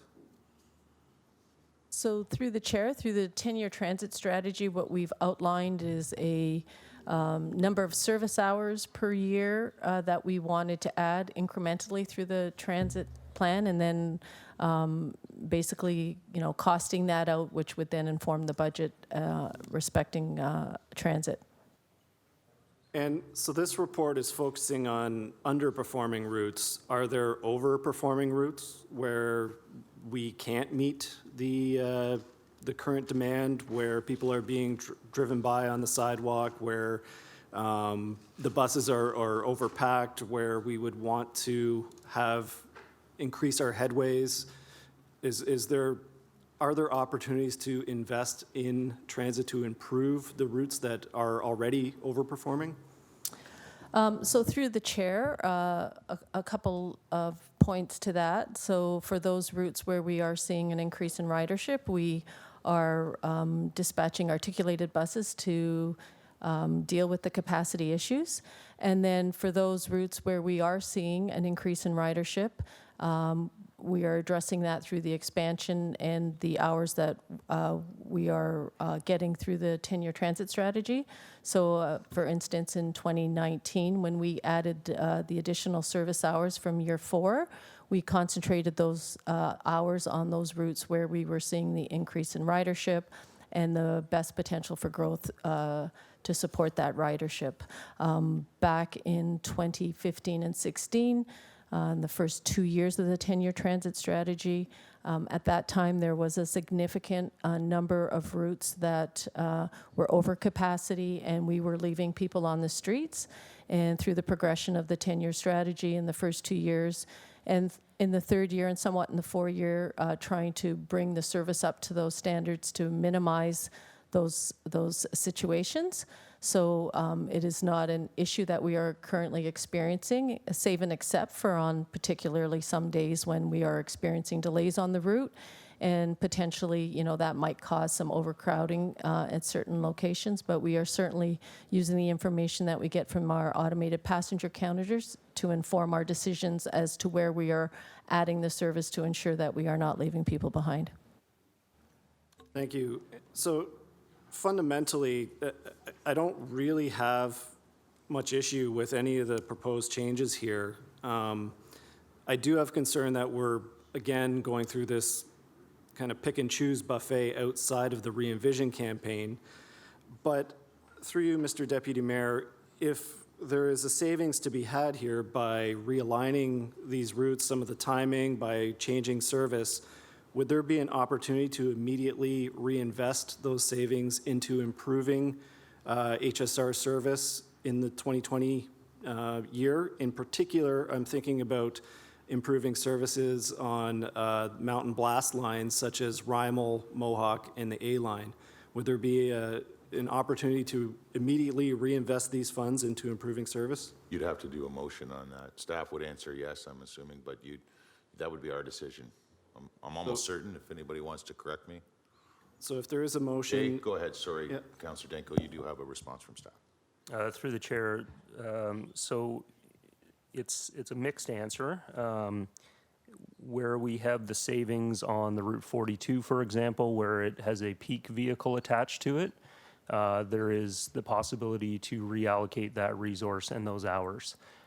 All of these other ones are in non-peak periods, so there is not a peak vehicle attached to it necessarily, and they're in either very early morning or late evening periods, so adjusting those particular pieces of work over onto something else where there's no excessive demand wouldn't accomplish, I think, what you're looking for. So most of the changes here are timing, but they wouldn't free up additional buses except for that one. Is that what I'm hearing? Through the chair, that's correct. So if you're saving, a half hour to 3/4 of an hour a day by canceling one directional trip in the morning, that it's not going to accomplish any improvement somewhere else. Okay, no, that's good to hear. So in that case, there's no point, and it doesn't seem to be reinvesting that, and these are overall savings. So still cautioned about the downstream effects that we might not have really anticipated. I'm just going to comment briefly on the 42 route, because coincidentally, I was at the arena on the weekend, on Saturday, talking to the parents. My son plays hockey at Dave Andrechuk, and they're saying one of the major barriers for hockey is that all of the introductory programs are at the forepad, and it's really out of reach for marginalized kids to get there. It's so hard to get there, and it's the only place that they have to go. And hockey's, political, of course, but we're seeing collapsing house leagues. Stony Creek, Shadoak's in real trouble this year, which is on the mountain. And there's those unintended consequences of changing our HSR routes that really impact more of the marginalized members of our community that we might not have completely anticipated. But thank you for your time. Those are all my questions. Councillor Wilson. Thank you. Through you, Deputy Mayor, to staff. So if I'm reading the chart correctly, this package would see a cut of almost 20,000 hours of service. Can you just clarify to make sure I'm reading it correctly? So through the chair, you're correct. It's approximately 20,000, 19,984, which in relation to the total number of service hours that we do put out annually is approximately 2% of the almost 900,000 hours that we put out. Okay, thank you. Do we know how many riders that cut would impact, through you to Debbie? Or total? What would the impact would be on ridership? Yeah. Jay or Debbie? I haven't tallied up, through the chair, I haven't tallied up the total box by box, but in the comment sections, we have put in notes regarding how many boardings we're seeing in those specific periods. So I don't want to put words in your mouth, Jason, but we don't have a total idea of how many riders would be impacted by, I think the word was buffet of cuts. Is that what you're saying? Through the chair, like I said, I didn't do a tally of annualized boardings across all of these. What we did was we added comments in individual boxes. So if you take example page 2, when I'm referencing the number 6 Aberdeen route and reducing the span on Sunday nights by 2 hours, we're seeing less than 3 boardings per hour take place in those 2 hours on a Sunday night. Okay, thank you. And through you, Deputy Mayor, how will this, or will it, impact the goal of re-envision to grow our ridership, particularly in those people who may not be looking to public transit as an option? How is that assessment been done? So through the chair, through re-envision, as council is aware, we are looking at the design of the system based on the information that we are receiving from our customers. So these adjustments are based on our current design of our system. Through the re-envision project, we are looking at what that design ought to be or should be in order to grow ridership and provide all the benefits public transit does. So what we're looking at here would be specific to the current design and not influencing on the potential design through the re-envision program, because that will be driven by what we are hearing from our customers, the work that we're doing with McMaster and their information, and of course our current data that we have around ridership.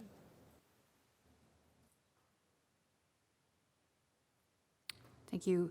Are you able to tell me, through you, Deputy Mayor, in terms of these underperforming routes, do we have any data or demographic overview that, I think, Debbie, you referenced the majority of these would be in the early morning or the evening period, who the riders are that are, who use it in that time? So through the chair, currently we don't have a mechanism by which to capture what the demographic is of those particular individuals that are using the service during those times.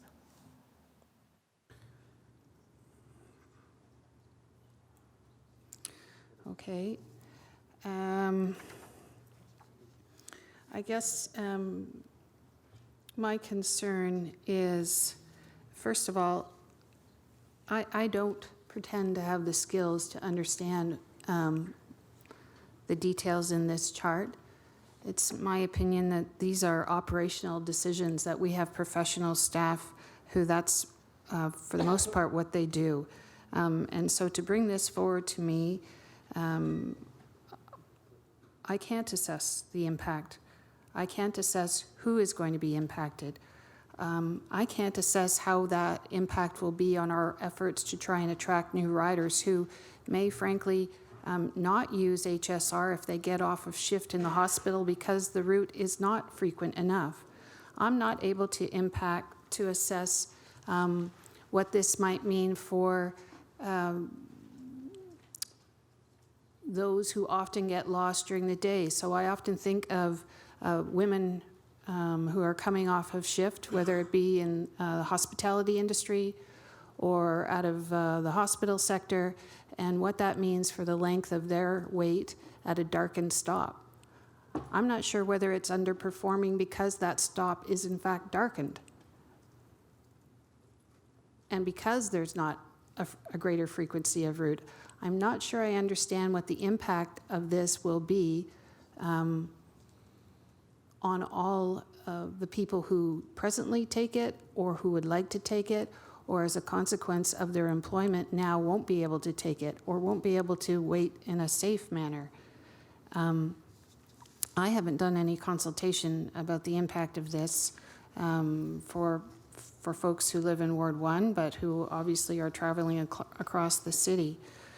So I think it's regrettable, and the mayor made a comment about not, about the Peach, or the Peach Festival, and I think he made the comment that we don't want to lose that shuttle service because we want to avoid having those folks in their cars on the road. Well, isn't that the whole point of trying to increase our ridership across the board?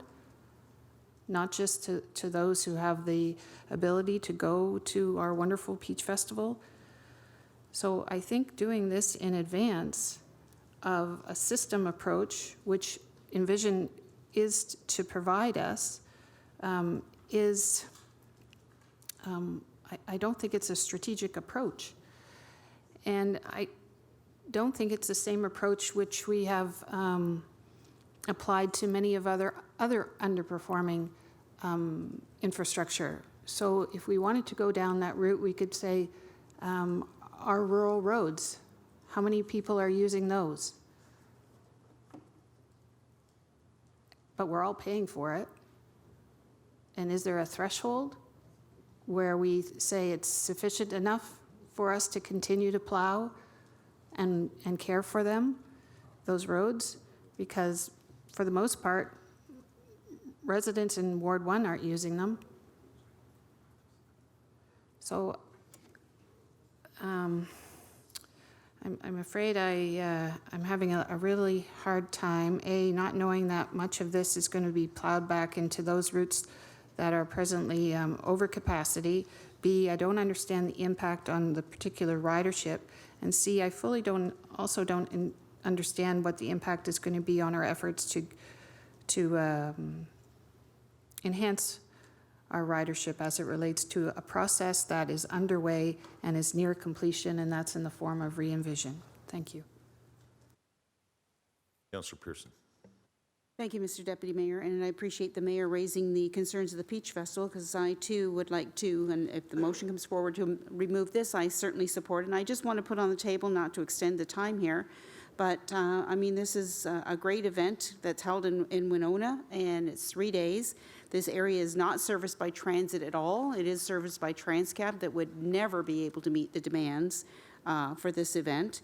And we have to recognize it, and I want to recognize the organization, because this organization, as far as the Winona Peach Festival, has 23 organizations that it works with that raise money for through the festival for many of their organizations, which saves the city tax dollars because they're not coming in asking for grants. So they're making themselves self-sufficient by doing this. There's also contributions to the food bank, and there's a whole lot more. And I truly believe, and if there's any area where, I'm trying desperately to get transit into the Winona area on a full-time basis, which may eliminate this, but currently we're not there yet. And I do not support having this removed. I believe it is a valuable service to be provided for the festival and for the residents in Winona, because with the development that's going on in that area, parking is getting more and more scarce as well. So I do want to add it, but I do want to ask a question, if I could, through you to Mr. Deputy Mayor. What happens and who supplies or pays for the transit for the TICAT games? So through the chair, there is an agreement with the TICAT organization that as part of that agreement, we supply the shuttle service to and from the game, as well as the ticket to ride, I believe it's 2 hours before the start of a game and after on the HSR. So that was part of that entire package as part of the lease agreement for Tim Hortons Field. Thank you for that, but it's an agreement, and taxpayers subsidize it, correct? So through the chair, that's the agreement that was reached. Thank you. So it's still a cost, but it's not on here because it is an agreement. So I understand that, but I just certainly appreciate the support of my colleagues around me as well, that I do not support this being removed. It's a 3-day event. And it's certainly a huge event in the city of Hamilton, with over, I believe it was over 200,000 attended last year. So I do want to certainly support what's coming forward. Didn't catch the mic ahead of time to move this at the beginning. I just want to ask a question as well, if I could, Debbie, just on and I want to be sure, because I'm going through the budget mitigation, and in the list on page 1 of 1, you're showing wards 5 and 10, 58 Stony Creek, but there's no changes being recommended. Is that correct? Sorry, through the chair, could you repeat that, Councillor? I can, yes. It's page 1 of 1 on Appendix B. Second to the last, it says wards 5 and 10, 55 Stony Creek. I believe that's the one that goes along King, down Green, back around and back up King. Is that correct? It's not, it's only on Appendix B, page 1 of 1, but there's no recommendations for any changes, so I just wanted to be sure. Through the chair, the mitigations that we have brought forth for consideration are what is in Appendix C. Thank you.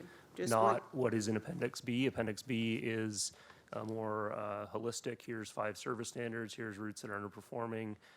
But we didn't include some of those because there are far greater impacts if Correct. we start touching It's those. the only bus that goes down King Street. Correct. So thank you very much for that, and at the appropriate time, I'll certainly second a motion with regards if the mayor wanted to put it on, or I'll put it on to remove the Peach Festival.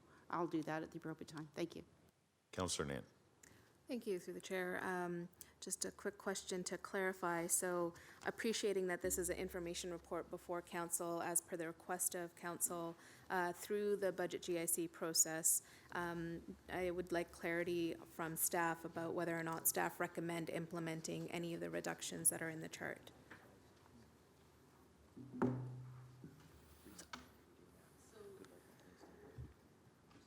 So through the chair, we were asked to look at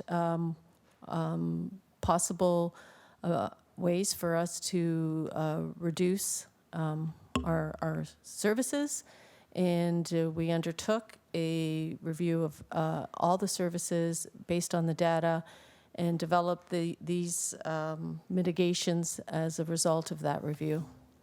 I appreciate that. Thank you. So responding to the council direction to put forward the information for council to make decisions about service cuts, correct? Through the chair, just so that I'm clear. Through you, Mr. Deputy Mayor, maybe I'll jump in. Yeah, this was consistent with the direction that we received with respect to any facilities or services that were underperforming based on council-approved standards, and that's why the information's before you today. Thank you. And through you, Chair, my understanding of the Re-envision campaign is that we are engaging in a pretty robust public input session and consultation process with as many of thousands of residents across the city in order to determine what service enhancements, shifts, transitions are required for us as a municipality to fulfill our 10-year strategy, correct? So through the chair, that's one element. I guess the foundation of the Re-envision is looking at the holistic system design and using those inputs to inform what the best design for the transit system for the entire city for today and to move forward and to build ridership. And I have to say through the chair that I really appreciate the work that the Re-envision campaign is doing in the process and the methodology that it is being embarked in. I think that holistic system design approach that is informed through public consultation is a critical aspect for any municipality in making major system-wide changes and decisions. So in regards to the list that's before us, part of the questions that I had intended to ask or have been previously asked in terms of being able to assess the impact of any of these service reductions or transitions on the demographic of our users. So from the perspective of making economic choices and decisions with a thorough understanding of how our residents are most impacted. And given that the data in front of us doesn't include an understanding of that impact vis-a-vis seniors, vis-a-vis workers, vis-a-vis low-wage workers, vis-a-vis residents in the city with mobility issues who require a reliance on public transit, especially in later hours in the day. That said, appreciating the comments by Councillor Jackson and appreciating the consultation he took forward for the recommendation he's put on the table for Route 42, and understanding that and appreciating that, I think that that's not an opportunity that I've had to do with the rest of the routes that are before us. And so it's difficult for me to make a decision on any of the other routes, minus 42, because I trust the consultation that took place that Councillor Jackson referred to. In terms of the comment on the table about rerouting any potential savings towards overperforming routes, I think that that is something that we definitely should be looking at. Given that there are some opportunities here by Councillor Jackson in terms of seeing a reduction of nearly $400,000 in our operating budget. And as for the rest of them, I don't feel comfortable at this time making a decision about reduction of service or termination of service, as the rationale to date, under the rationale column, there is only one route that is grossly underperforming. Thank you. So we'll probably have a motion we can vote on in parts at the appropriate time, and certain things can be supported, certain not. Councillor Clark. Thank you, Mr. Deputy Mayor. So page 1 of 6, help me through this, because I'm truly trying to understand and assess the impact on the ridership for the different routes. And when I look at Route 1, customer impact increases the wait time by 2 minutes. That's correct? It's just a 2-minute wait time. There's no other changes to that route. Jason? Through the chair, that's correct. So let's go to the next one. Route 3, it's a 15-minute increase in wait time. Is that correct? So no other changes to that route other than they're going to wait an extra 15 minutes? Potentially.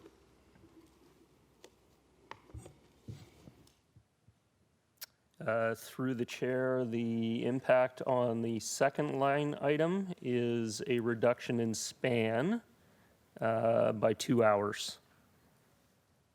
At ending service at 10 p.m. eastbound, so when it arrives at Reed and Dunsmuir at around 10:30, it would go out of service. So the 11 o'clock trip and the 12 o'clock trip would be canceled. So you're losing 2 late hours? Is that what you're saying? That is correct. So the last 2 hours of the day, they're no longer the transit on that route? That is correct. Thank you. So the next one, eastbound service starts 1 hour later. What time does it start? Through the chair, I'm not. Route number 3. Okay, and the impact. So these 3, keys 1, 2, and 3, this essentially means that instead of starting the trip from downtown, that particular bus would start from the east end and come downtown because that's the dominant travel direction in the morning. So it's essentially a half-hour savings in service time by starting it from the east end as opposed to the west end and then running it out to the east end. Got it. Thank you. Look at the next one. Route number 3, that's the same one. Is this the duplication? That's Saturday versus weekdays. And so eastbound is starting 1 hour later, correct? Through the chair, that's correct. Next one, Route 3, average wait time of 5 minutes. Through the chair, this is a adjusted frequency. This is for Saturday? Correct, for Saturdays, and this is an adjusted frequency from 20 minutes from 9 a.m. till around 6 p.m. and reducing that down to a 30-minute frequency. So I won't belabor it, but I can go through, and I've done this, and it clearly outlines what the customer impact is, and there's only one route that's being eliminated, which is Councillor Jackson's route. Well, partially. Thank you. So the impacts are very clear there. On page 3 of 6, route number 11, you negated to put in Ward 9 because Parkdale does serve Ward 9 also, just for the public record, because I'm not approving things here that aren't just impacting other wards, they're impacting my Ward 2. Ward 9 is being impacted. It's increasing the wait time by 15 minutes. And Ward 5's there also. When we go to one of the last items, I'm trying to understand what they are. So route number 99. So isn't this the waterfront shuttle then, the trolley? So what exactly are we proposing there in terms of changes? There's no So- free service, summer service between downtown and waterfront. Two other routes are available. So we're now asking the customers who get on that trolley to pay. So, so through the chair, it's an either or. So if we're going to maintain the 99, then have it it's paid for, or that customers are required to pay a fare, or to eliminate it because it is serviced by other routes. And I honestly don't know the answer to this question, but wasn't there an agreement with the Waterfront Trust for that trolley? Councillor Collins is shaking his head no, so, okay, thank you. What is the eliminate the Mountain West End drop-off, the next one down? So through the chair, this is an operator shuttle, for lack of a better description. This has been in place for probably 40, 50 years. And that is a bus that we run to pick up the operators to bring them back or drop them off from their shift so that they can perform their duties. So, sorry. So this is for our transit operators then? So through the chair, that's correct. And so the recommendation here is that we're eliminating that shuttle that gets them to and from where they got to be? Through the chair, there's two that operate at the end of service every night. What we're saying is to eliminate one of them and then use the other one based on demand to facilitate those drop-offs. So it's not completely eliminating it, but just reduce by one. Okay, so I've got some concerns about that. The Peach Festival, I support what's already been said. Can someone explain exactly what we're going to be doing on Christmas, New Year's, Family Day, and Good Friday? It looks like what you're suggesting is that the service ends 3 hours earlier. So what time would the service end? Through the chair, on stat holidays, we currently, with the exception of Christmas Day, on stat holidays, we run a Sunday service. So last departures leave downtown at midnight. So this would scale it back to between 9 and 10 p.m. And we know that there's a significant drop-off in usage on a stat holiday versus a regular Sunday. And then additionally, on these specific ones, there's another drop-off compared to other stat holidays. Thank you. And then the Boxing Day model, which is underneath it. This is specifically for routes 1, 2, 21, 25, 26, 41, and 43. So you're just switching it to a Sunday schedule. Through the chair, right now on Boxing Day, we run all routes on a Saturday schedule. So this is essentially remaining with a Saturday schedule on the high demand routes that service the shopping centers and the heavier used routes, and then all the other routes scaling them back to a Sunday frequency. Okay. Same thing happens on Thanksgiving. Service ends 2 hours earlier. The extra 70-10, can you just enlighten me about that? Route Through the chair, SCEX. Yep, this is a school extra. This was actually already eliminated in fall of 2019, so those savings would have already been achieved as part of this year's budget. And then the ones below that, these are all school extras are operated on multiple parts. These are all parts that travel between downtown and Mohawk College, but through the enhancements that we've made with articulated buses on Route 21 and the service increases on the A line that we've made in the last 2 years, the capacity is there on the regular routes now to carry folks from downtown up to Mohawk College. So this is just shaving off those particular chunks off of the school extras. Thank you. So when I look at the review, The only one that is an elimination realistically is the one that Councillor Jackson is proposing to support and with a motion. The rest, really, what we're be asking the customers is to modify when and where they're getting on the bus. The bus is still being offered, it's just a question of the frequency. Is that a fair statement? So through the chair, that's correct. And I guess the last question, which this came up, given these frequency changes, do any of these changes impact the holistic design of the system that you're proposing that will come out of re-envision? So through the chair, there would be no impact to these changes to what we're looking at in re-envision. So these are specific to the current design that we have.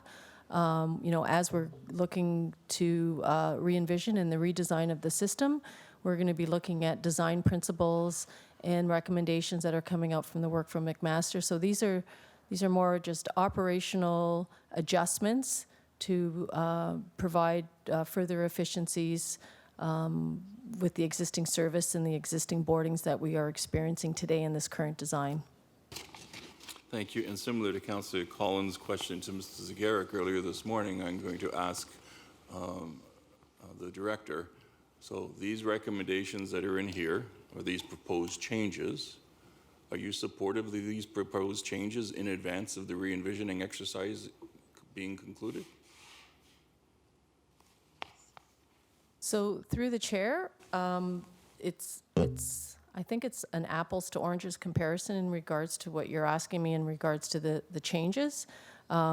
These are, how we cut the work and the frequencies that we put out there. So it's more operational as how we apply those hours that council has approved for us to put out for service.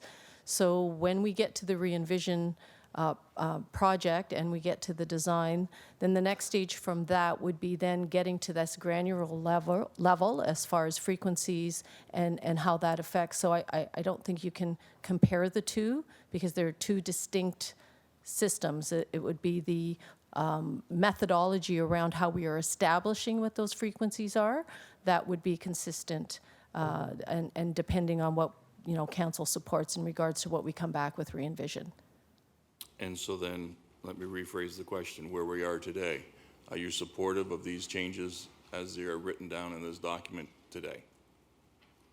So through the chair, based on our review and the request to look at all the services and keeping our customers front of mind in regards to their impacts, this is our best recommendation around what we can do to mitigate some cost with the most minimal impact to our current customers and how they travel with us currently. Thank you, and I appreciate that, and I didn't mean to put you, actually I did mean to put you on the spot, I'm not going to lie about that. But it's important for us to understand that at the end of the day, we still are trying to find that balance between ensuring good customer service, maintaining that service, enhancing that service over time, but finding the frequencies that can be modified in order to save money. So through the chair, if we are looking at trying to reduce our costs, in transit we only have one place to go, and that is the service that we put on the road to really make any significant impacts if we are looking to reduce costs. And in this case, we didn't recommend a whole bunch of route reductions, we recommended changes to frequency. So through the chair, that's correct. Again, we took a very concentrated look at everything to ensure that what we were putting forward of what we could put forward for reductions would have the minimal impact to our current customers, respecting the fact that we are still trying to grow the system and we are trying to retain customers and attract new ones. I'll sum up, Mr. Deputy Mayor. I want to thank the staff for bringing forward a comprehensive package that not only showed the different routes, but showed where the frequency reductions could be had, explained the impact on the customers, explained overall where the routes would change. It was really easy for me to understand, and I do take the bus frequently, so I was very keenly interested in this, and I think these are minimal impacts to the customers. Thank you. Thank you. Councillor Johnson, are you first time? And then I'm next. Go ahead. Thank you, sir. And I also want to thank Debbie and the staff for doing this and it is very comprehensive. And I'm glad that Councillor Clark went through each one individually. It helped me to understand a little bit better as well. I just wanted to come back to the trolley. I believe that there may not have been an agreement, but if I go back through my memory bank, which is not the best of times. So the BIA, the waterfront, and tourism, from what I understand, we're all at the table and with the HSR to get this trolley put into place. 27,000 boardings in 2018 is not chunk change. That's a lot of people utilizing that. So is it plausible to go back to the BIA, the waterfront, and tourism to see if there's alternatives? Because the trolley is, in fact, a tourism. It's a showstopper for some people. In fact, we've asked for the trolley to come up to the Day in the Park in Mount Hope, which the organization's paid for, because it is such an eye catcher. So has there been other avenues, if you will, to still allow the trolley to be there, using the organizations that benefit the most from it? So through the chair, if I understand, are you asking if the actual physical trolley bus will still be available? Yes. So through the chair, I could have to confirm. I don't believe we're scheduled to be retiring it anytime soon. I'm not sure what the lifespan of the actual physical vehicle, but sorry. Okay, no, and I'm sorry for the confusion. So my question was, the reason that route was put there in the first place was that it benefit all the waterfront, the BIA, downtown BIA, and tourism. So has there been any other way to look at this? And it really is a service. It really is an amenity for people to bring them downtown. People that drive to the waterfront can now come downtown, and it benefits everyone. And similar to the Peach Festival shuttle. So I'm not really on board for that one in particular, because I think that it is a tourism attraction. It is something that brings people to the downtown, and that was the whole purpose of this trolley. With 27 boardings, that's incredible. But I'm just wondering if there's an avenue to go, if we pass this today, to go back to the BIA, the tourism, and the waterfront to work together to see how we can keep that trolley going. So through the chair, I'm in council's hands. If that is a request that you would like us to go back and look at other options, then we would be happy to do that. Again, in the context of this document, it was something that we identified as an opportunity to reduce costs. No, absolutely, and no criticism attached to that, please believe me. The next one was the drop-off. Now, from what I heard from Jason's answer was that there's actually two routes to allow the employees to get back to, I'm assuming, the bus terminal up on the hill. So if you eliminate one of those buses, it still leaves the option for the one that's still remaining to pick up the employees at the other stop. You're just eliminating a vehicle. You're not eliminating the opportunity for the employees, correct? So through the chair, that's correct. So Okay. through time, good. the usage of that has declined. So now we are at a place where we could supplement that, so it would still, instead of having the two vehicles. Thank you. And the last thing was, second to last thing, the agreement with the Ticats. Now, my understanding is that we have agreements with a lot of these shuttles services, and the Ticats seems to be on their own, and it's isolated, and it's in a silo. Have we ever looked at what the cost is for the Ticat games? Whoever's got a Ticat ticket gets on for free. Have we ever examined maybe the costs or potential loss of fares? Through the chair, so the TICAT agreement is through the Tim Horton Field leasing agreement. The number, if I recall correctly, is around $130,000 a year to operate that service. And no, we have not looked at what type of lost revenue we have in addition to that from people getting onto our regular service and showing their tickets. So there's two aspects to it. There's a shuttle that picks up at various locations. A ticket is shown, the spectators get on for free and get a direct trip to the stadium. The second part of that is they can show their game ticket on any one of our buses Right. and get on for free. We don't have the answers to that second half, but the first half operating those shuttles on an annual basis is somewhere in the realm of $130,000 a year. So the shuttle service is $130,000 a year to be paid for by the taxpayers, correct? Not Tim Hortons, not, or the anchor tenant. This is all on the dime of the taxpayer. Through the chair, the agreement speaks to in-kind return, but yes, through the taxpayer. Okay. But we're not even including in that 130,000 the free fares that get on our regular buses using a ticket. That could even grow to double or whatever. We don't know. Through the chair, we estimate about 10% of the attendees at the games are using either or. So somewhere in the realm of 2,000 to 2,500 people could be using one or the other. Okay. So, and that's because it's an agreement, everybody has to sort of stay away from that. Is that basically in a nutshell, right? So the last question I have, and maybe this is an in-camera question, you said on the last column, customer impact. And I just want to put this out there, 15-minute more wait for people on icy conditions and extreme heat. It's 15 minutes is a long time. So we know what the customer impact is. Do we know what the employee impact is? Or can we do that in camera?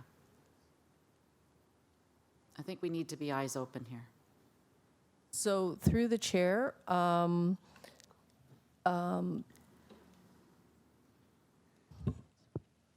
Is there an employee impact here? So through the chair, given that the only absolute cancellation or reduction on the 42, that has an associated 1 FTE, but it is not a direct, so no one's going to be laid off or Good. lose their Okay, job thank out of that.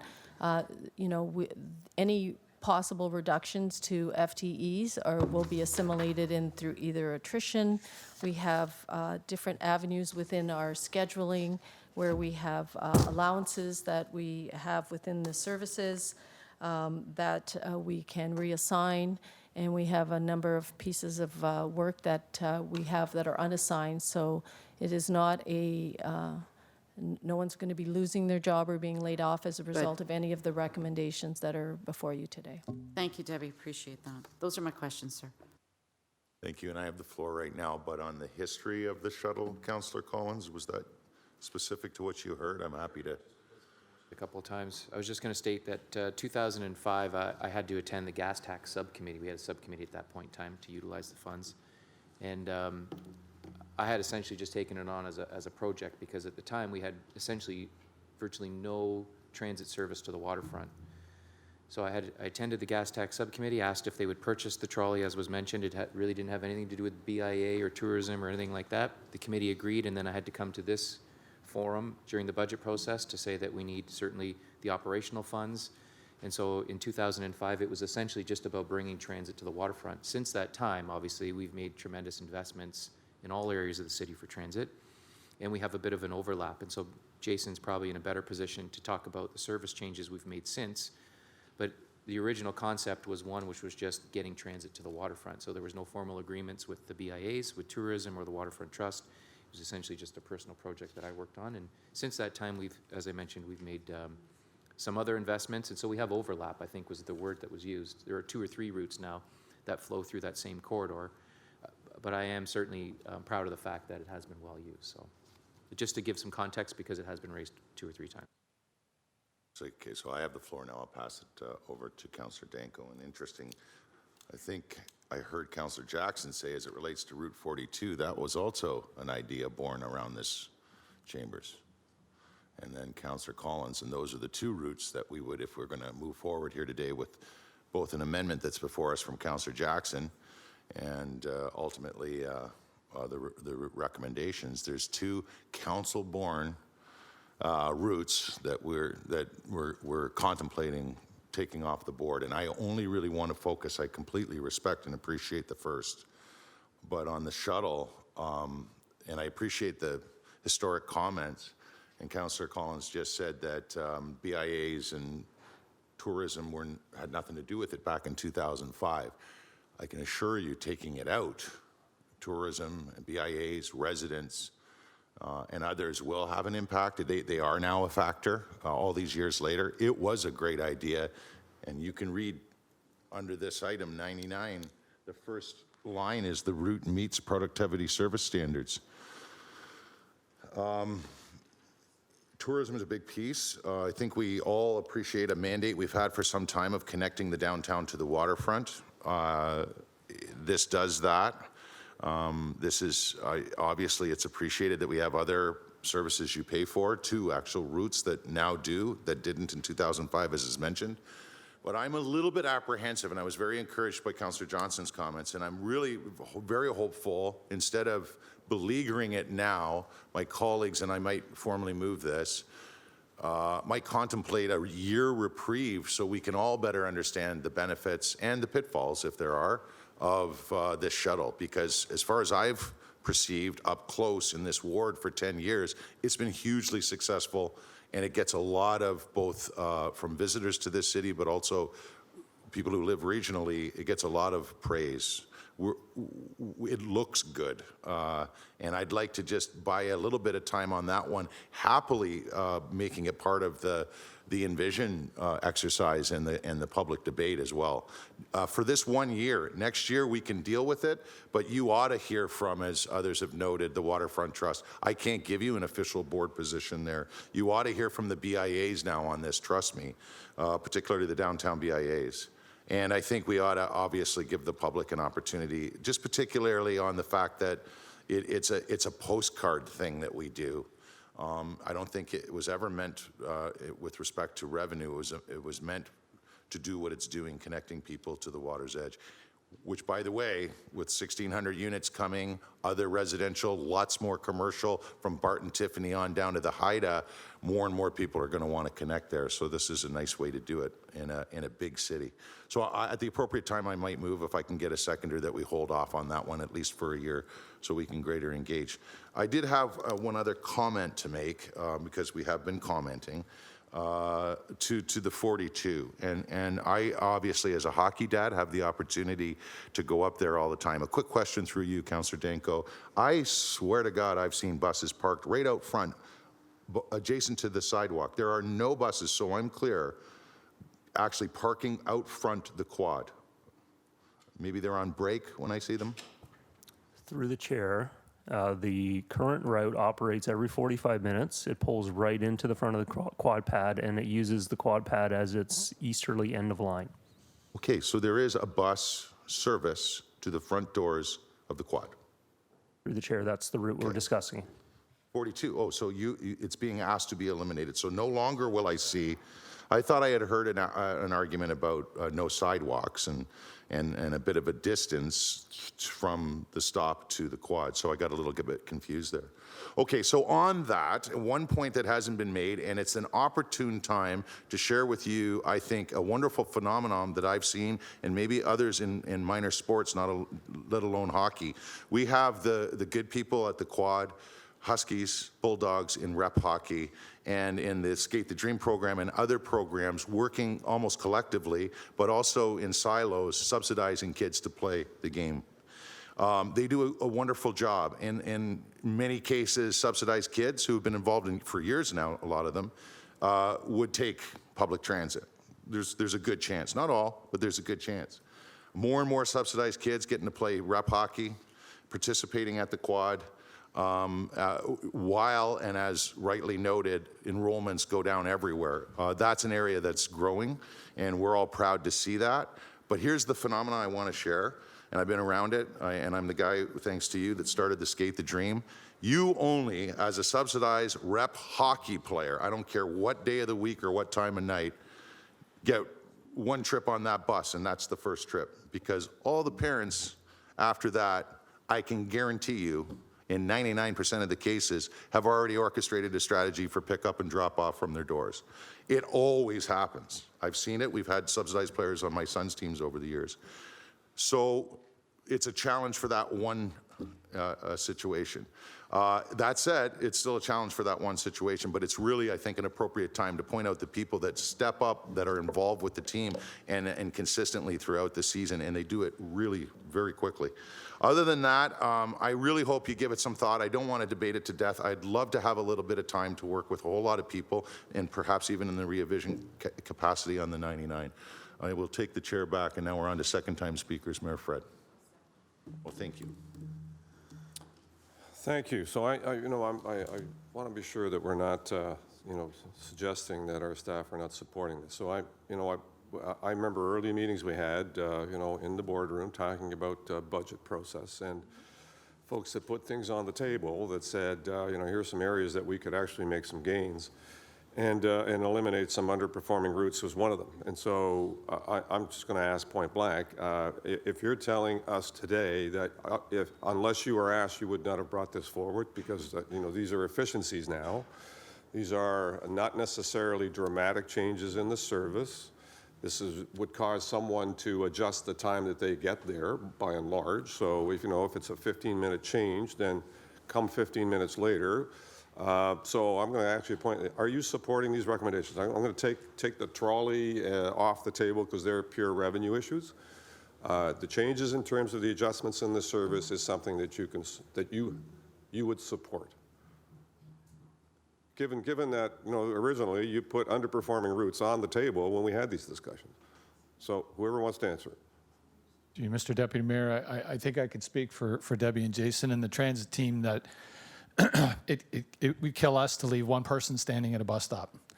And we certainly appreciate the position that council is in with respect to establishing the budget this year. To be quite honest, the timing is terrible with re-envision because to have this conversation a year or two from now would be much more, I think, meaningful and valuable. So recognizing the timing and council's desire to drive down the budget, that's why these are before you. That's partly true, except you put it on the table in the first instance when we had our preliminary discussions on the budget. So I don't think anyone here asked you to do that. I think you brought it and said, here's a list of things that we could look to look at getting our budget numbers down. Yeah, and forgive me if I'm not being clear through you, Mr. Deputy Mayor. So we have council-approved standards when it comes to ridership and boardings, and these routes don't meet those council-approved standards, and that's why they're before you today. Right. So look, I don't want to get into the debate. I mean, apparently the Hamilton Center for Civic Inclusion is heavily engaged in this debate, and I would worry about that if we were leaving people at a bus stop unable to get to a location on an ongoing basis, numbers of people. That's not what I'm hearing here today. I'm hearing that these are timing changes by and large that will require someone to adjust their thinking in terms of when they get to the bus stop that they previously would have maybe got to 15 minutes early, might be 15 minutes later. So we're not taking service away. We're just adjusting the time that when it's going to be available for them. So through the chair, that's correct.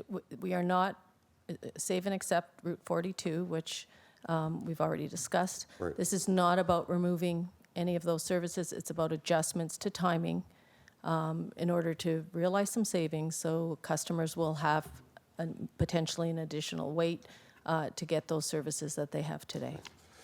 I appreciate that because I don't want to leave the impression that our city staff are thinking this is the worst possible thing we could be doing. I don't think that's true.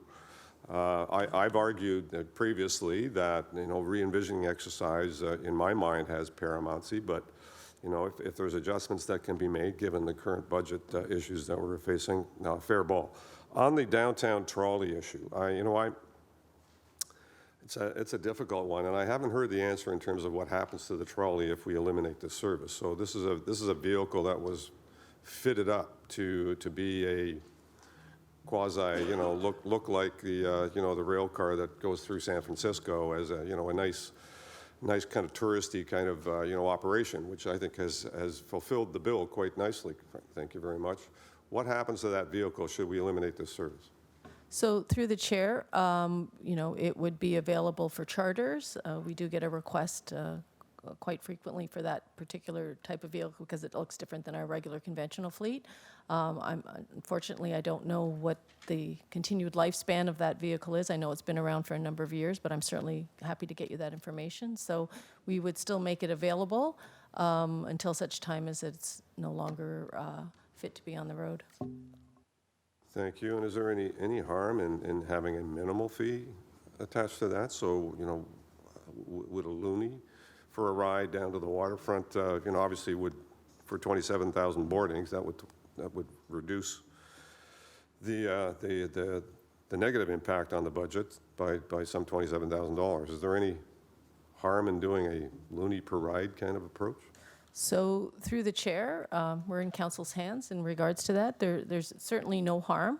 Currently, there is no fee, and you know, we do see a shift from our regular paid conventional service onto that. So if that's council's wish to, you know, have some type of remuneration for that service to use it, then there certainly is no harm, to answer your question.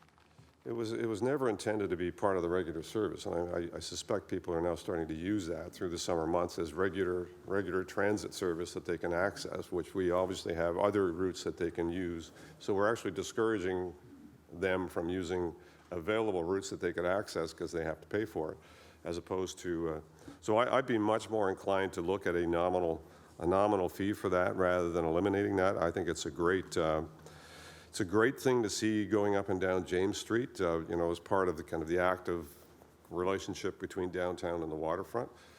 You know, eliminating it entirely, I think, would be hurtful, but making it free, obviously, is harming our own kind of transit objective in other locations. So I would worry that we were doing that. So I would throw open some consideration for, you know, a loonie ride kind of approach for that, which would then cause folks that were looking for a free ride, not necessarily to be looking at this as the way to get to the waterfront. There are also special events. So we have the fireworks event that happens every summer that attracts a lot of people. I'd imagine a fair amount of the usage comes to the special events that are held at the waterfront.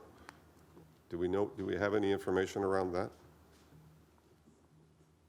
Through the chair, are you asking specific to Route 99? Is it used to get to the waterfront, or is there a heavy volume of persons going to Canada Day fireworks on our service?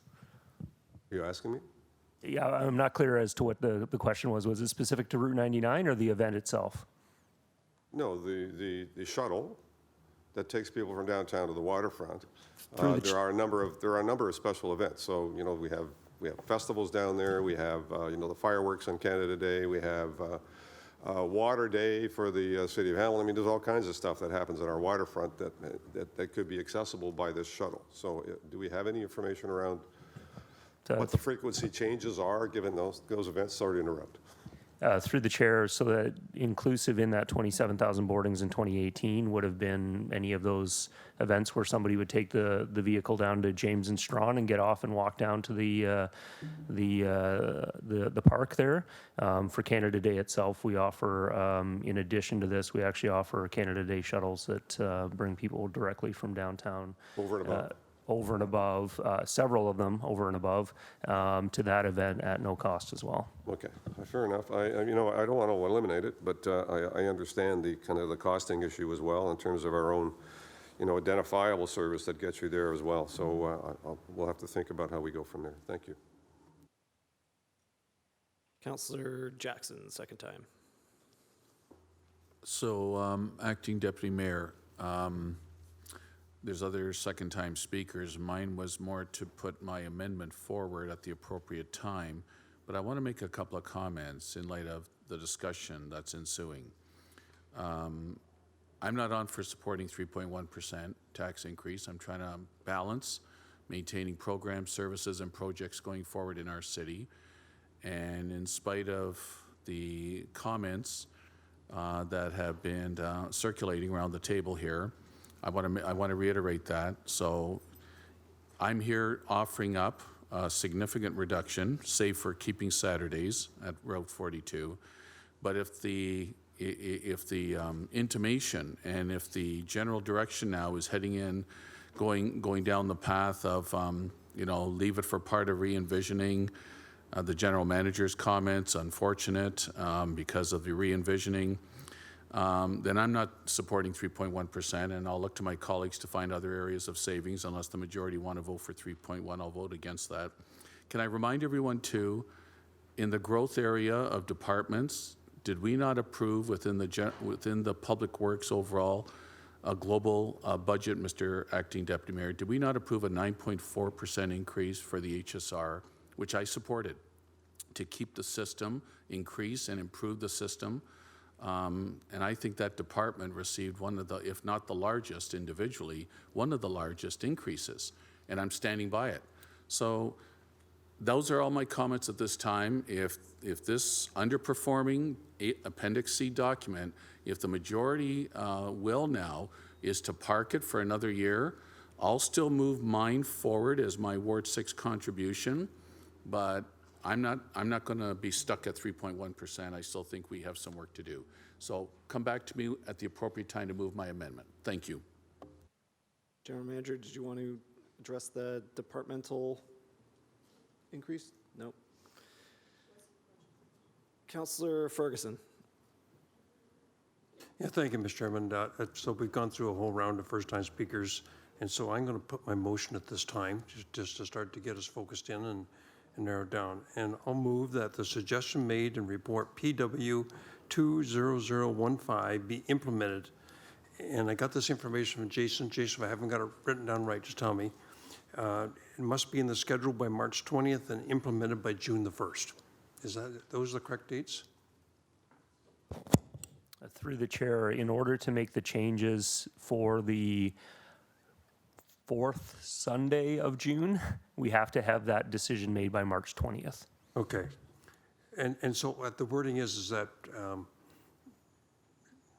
we implement this into the schedule by March 20th, which is your date you just subscribed to me, and implement by June 1st or 30th? Through the chair, I don't have the exact date in front of me. I don't have my board calendar, but it's generally the last Sunday of June. Can you work that with the clerk then, if this motion carries, to get the right date down? And Steffi doesn't like that idea. Through you, Mr. Deputy Mayor, this won't even go to council for ratification until April the 1st, so staff cannot implement anything until it's approved by council. Okay, so through you, where'd Mike go? Brian, can you answer this question? How do we handle this?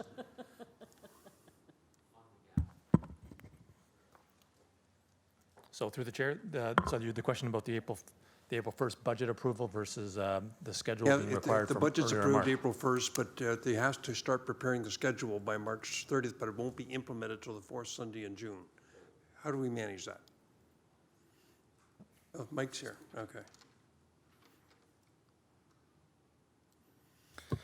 So through the chair, if the direction is for transit staff to plan for these amendments, and then ratification April 1st is then they would go ahead and execute. So the motion could read that staff plan for such amendments for the end of March, and then if the budget is ratified on April 1st, they would go ahead and execute. Okay. So I said so the motion then would be, Mike, just correct me if I'm wrong, and Jason, just hang tight. The suggestions made in report number PW 20015 be implemented in that transit staff plan for March 30th with an implementation date by June 28th, 27th, whatever that date is. And Jason, you can get back to Stephanie with the firm date. So through the chair, that's appropriate, and again, subject to ratification on April 1st. If the direction were to change, then staff would have to react to that change, but again, they would proceed going forward based on the decision of committee today. Okay, I hope Jason's okay with that, and yep, I'm seeing a yes. So, motion one more time? Just, the motion is that suggestions made in report PW 20015 be implemented, staff plan for March 30th with implementation by June 28th. I'm going to say the 28th, but it could change by 1 or 2 days. Okay, and your seconder? I don't have one yet. Here, Councillor Collins. Councillor Collins is your seconder. So would you mind, I believe we're going to have a few amendments to We are. this, so But- we'll get into those now and come back. Can I just give some comments, or do you want me to wait? On your motion? Yes. You want comments from staff or your colleagues? My comments from me, from my motion. Oh, please do. Okay, thanks very much, Mr. Chairman. And, you know, we need to land the plane on the budget.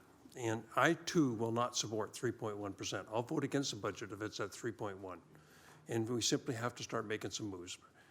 On Monday, we added a lot. We were below 3, then we went above 3 with the big changes. This is a significant change with, as I think Councillor Clark and the Mayor both said, very little inconvenience to the public, which reduces our cost for this year by $800,000 and $1,716,000 once fully implemented in 2021. And so I encourage everybody to support this because we want to wrap this budget up. It's time to make a tough call, which is now, and get this thing behind us. And transit staff I just again want to thank traffic staff for laying out to us where we could make these adjustments to hit this target. That's all. Thank you. So the rest of the debate we'll have upon amendment if everyone's okay with that. So I'll go next to, unless there's some speakers that absolutely insist at this time to speak to it, I'm going to go to the amendments now. So the next speaker's Councillor Danko. No, go to the amendments. Okay, so I think Councillor Jackson, you asked first, so yours is on the floor now. Thank you, Deputy Mayor Farr. Moved by myself, seconded by Ward 5 Councillor Chad Collins. Page 4 of Appendix C, Underperforming Route Adjustments Report from Transit, Route 42. I'm amending the 409,224 annualized savings to 339,224 so that Saturday service will continue, but otherwise the reduction will be 339,224. And may I say also that in the last couple of years, the fine ward councillor of the East Mountain, whoever he is, has constructed sidewalks from Upper Kenilworth to the little bridge at the Brow. So now there's just a small section left that's still grass and gravel. So that's my amendment.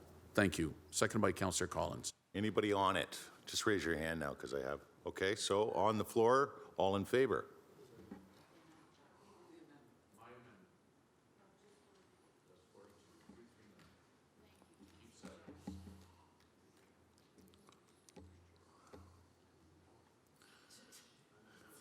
Carries. Mayor Fred, you had a free peaches motion, or Councillor Pearson? Thank you, Mr. Deputy Mayor, and I thank the Mayor also for raising it, as I said earlier. So it's moved by myself, second by Councillor Brenda Johnson, Councillor Clark, the Mayor, everyone, that we please remove the Peach Festival from the list of underperforming routes and adjustments. That's on Appendix C, page 5 of 6, PW 20015.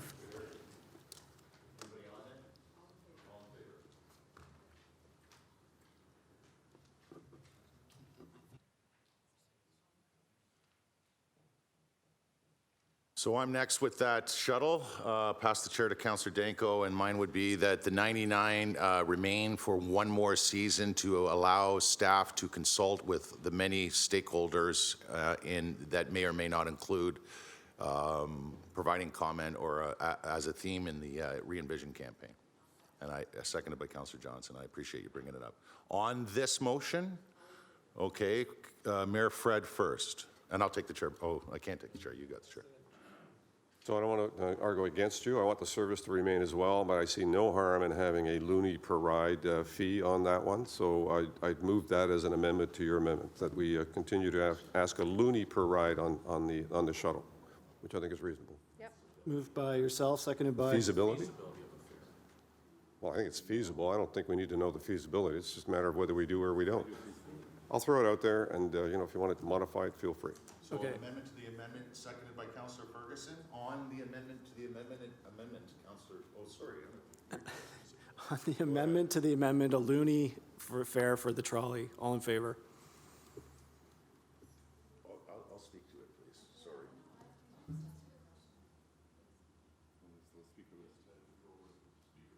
So Councillor Farr indicated he wanted to speak to it. He can't indicate, so go ahead, Councillor Farr. Yes, thanks. I appreciate it, and I think that could be definitely part of the discussion if we can just get through this next season.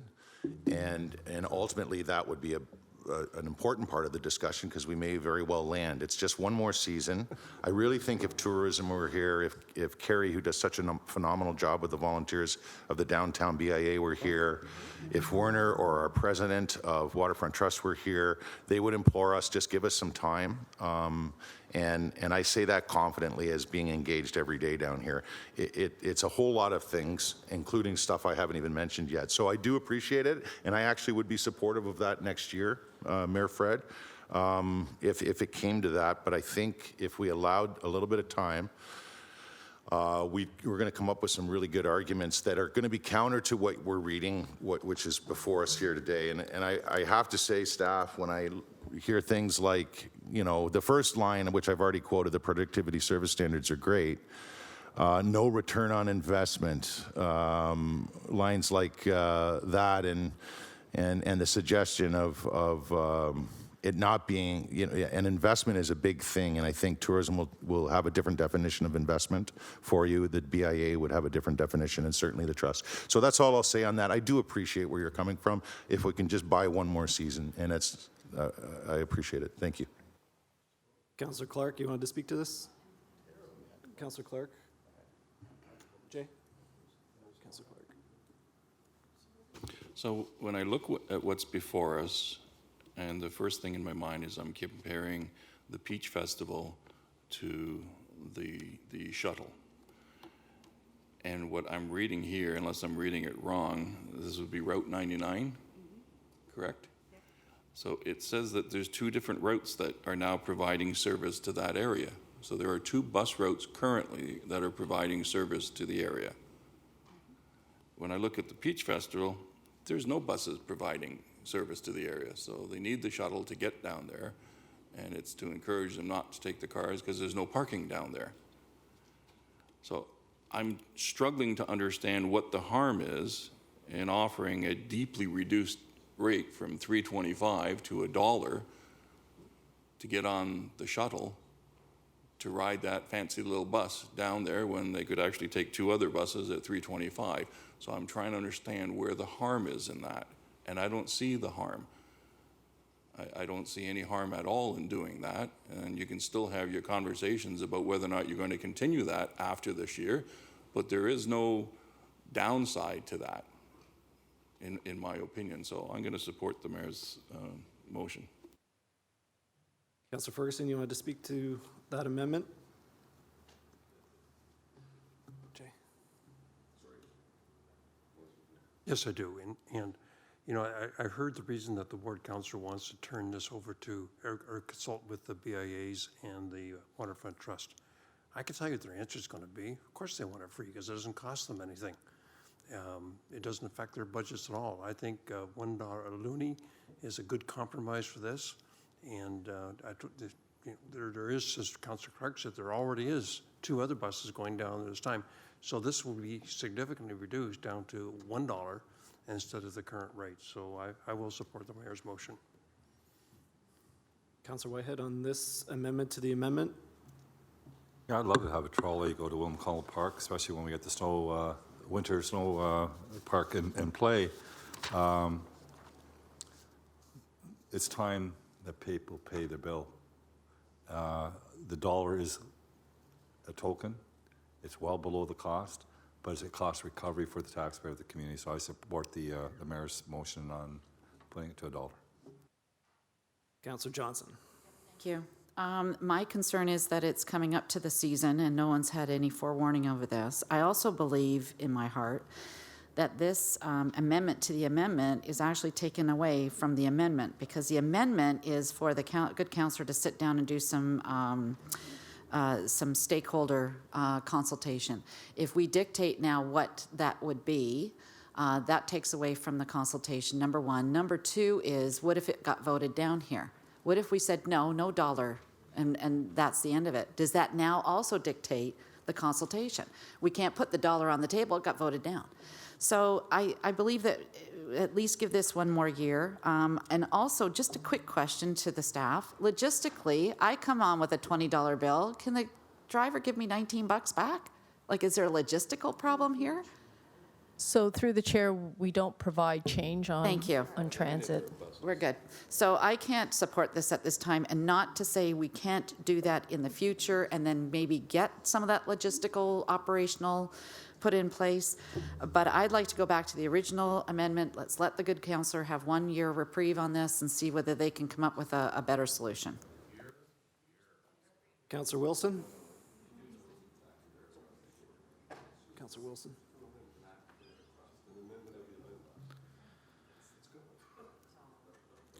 Thank you. Through you to Debbie, I think. Do these trolley buses have fare boxes? So through the chair, currently they do not. So we would have to source out not the same fare box that we use in our conventional service. So something that would allow us to collect that loonie. Thank you. Okay, no further speakers on the amendment for Councillor Farr? Just real quick on the budgets, the BIAs and the Waterfront Trusts, we're not there yet to be able to accommodate covering the cost of the free shuttle that serves the purpose of connecting everyone to the waterfront. The waterfront, by the way, and the other point I wanted to make was if we were going to talk about parking, we're okay right now, but a construction phase is beginning this spring where any kind of shuttle get people to park downtown and get them down to the water that is accommodating is important. I really do again appreciate it. I'm asking for anyone who may be sitting on the Mayor Fred fence to just give me a year. Thank you. No further speakers on the amendment to the amendment for a $1 fare for the shuttle. All in favor?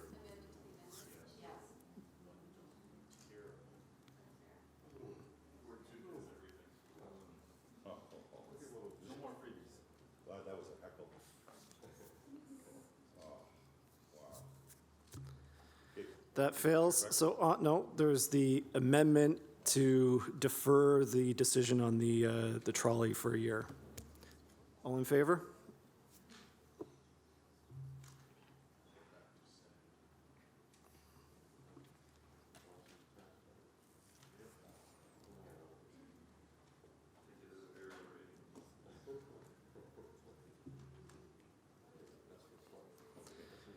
Now you can have the chair back. Thank you so much. Appreciate it. All right, so I don't think, does anybody else have an amendment to the Councillor Ferguson motion? Councillor Danko, did you have one? I don't have an amendment, but I'd like to speak to it. Speak to it. Okay, we'll all speak to it now if we want. Thank you. So through you, Mr. Deputy Mayor, there's been some adjustments here. So if I just want to understand specifically what we're looking at here. So in terms of hours, it was 19,984. The total annualized savings was 1.7 million with a summer implementation of 790,000.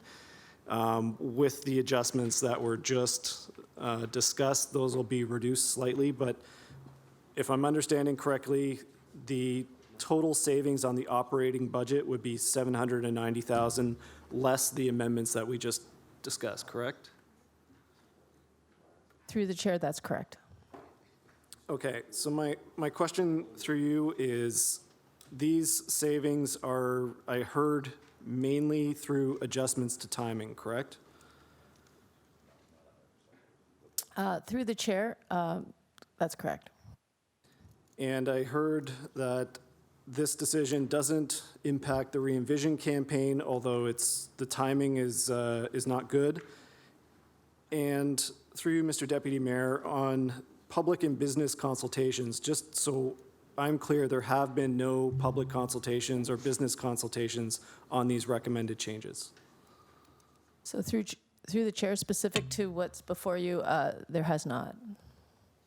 So my question, Mr. Deputy Mayor, is if we can realize $790,000 worth of savings to the operating budget by implementing adjustments to timing, could we do the reciprocal and take that, whatever that total potential savings is, 790,000 less the amendments, and apply it to adjustments to timing to increase service system-wide in the 2020 budget?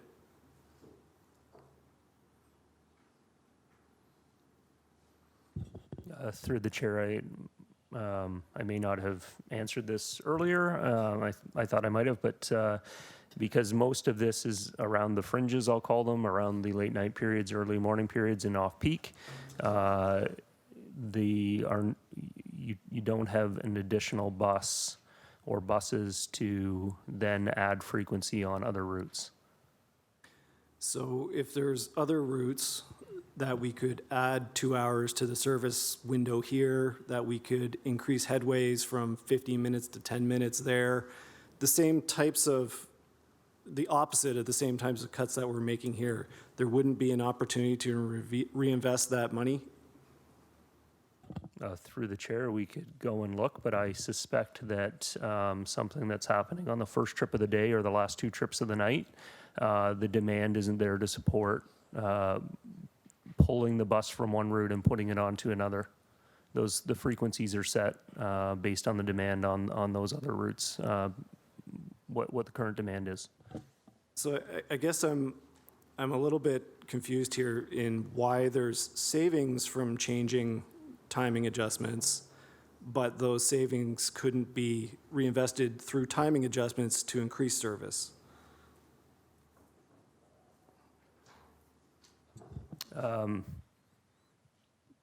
Through the chair, I think it's very, it's quite a complex answer to give. You have to have a real understanding of how boards are cut and schedules are cut. So I'll use the example of the Cannon route, shaving off 1/2 trip on 3 pieces of work per day. Those savings that you're realizing are essentially a piece of work that's cut in a way that pay value may be 8.5 hours. That half hour over 8 hours may be at time and a half. And so that half hour becomes 45 minutes of savings on a daily basis, extrapolated over 252 weekdays of the year, and it starts to add up in the wage column. And then similarly in the kilometers driven and the fuel costs, that's where those savings are head. The physical, so in the cases where that's happening, there's probably no change whatsoever to that individual body's shift, other than they have a half hour less of working time per day, but they still have their minimum guarantee. In other cases where that's not the case, then those hours roll back into how the schedule is cut up. We have over 3,000 hours of service on a daily basis on weekdays. We have 358 runs that go out. We have 12 unassigned pieces. So there is a lot of algorithmic changes that happen when you adjust one piece of work. It can roll down into the other ones on how it's cut. So it's there's no simple answer to that, other than if we were to take 2 hours of service, or a half hour of service off of the Cannon, for example, in the morning, and then put that half hour of service onto something of similar length, does it add value in terms of the frequency? And I'm going to suggest that those are such small increments that it's not adding the value that you're proposing. Okay, thank you. That was the answer I'm looking for. So I can reluctantly support this, knowing that reinvesting the savings wouldn't benefit the system in the way that I'm thinking it could. And these seem to be supported by our HSR staff, and knowing that re-envision is coming, that we're not held to any of this once we go finish the re-envision campaign. So thank you for that. Thank you. Councillor Whitehead. Yeah, I mean, I thought the whole premise of this exercise was to save taxpayers money, and I think that was the intent and the spirit of the motion that was put forward, to suggest for a moment this was about trying to reinvest the money into a public transit. Certainly wasn't the spirit or the understanding of the original motion, so I want to put that out there on the record. Secondly, when I look at the mountain, and especially West Mountain, I look at Buchanan Park, and I look at Gorley, and I'm looking at the senior populations, those very wards, or those very neighborhoods, and I look across the West Mountain with highest senior population, and understanding that many of the emails and phone calls and people I've met, the challenge is not a lot of them are on indexed pensions. So that means their pensions don't adjust with COLA and cost inflation. So every year there's erosion of their affordability, and understanding that our own numbers suggest that we have an affordability issue in the city of Hamilton, certainly in the context of housing and taxes. The last thing I want to do is look at ways to increase the impacts on our taxpayers. So there are taxpayers, and I guess there are people that like to spend other people's money. I'm not one of the ones that like to spend other people's money. I'm one that wants to create efficiency and affordability. So I certainly support and wholeheartedly what is before us here today. Collins. Thanks, Mr. Chairman. I first wanted to thank Councillor Ferguson for asking for this report. We wouldn't be talking about these savings had he not asked for it. So I think it's important to recognize the initiative and where it came from. So thank you to Councillor Ferguson. I want to remind people as we look at this that, you know, I had an inquiry from a constituent the other day who asked about our tax increases over the years, and I went back. Mike gave me the numbers, or his staff did, sorry, Brian, and we've averaged 1.9% tax increase for the last 9 years, which is probably one of the lowest for larger and medium-sized municipalities in all of the province of Ontario. We started this term at 2.5% last year, if you recall. This year, we're not yet into the twos. And so I say that in the context of one of the reasons why we're over that 1.9% average, where we've done so well, is transit.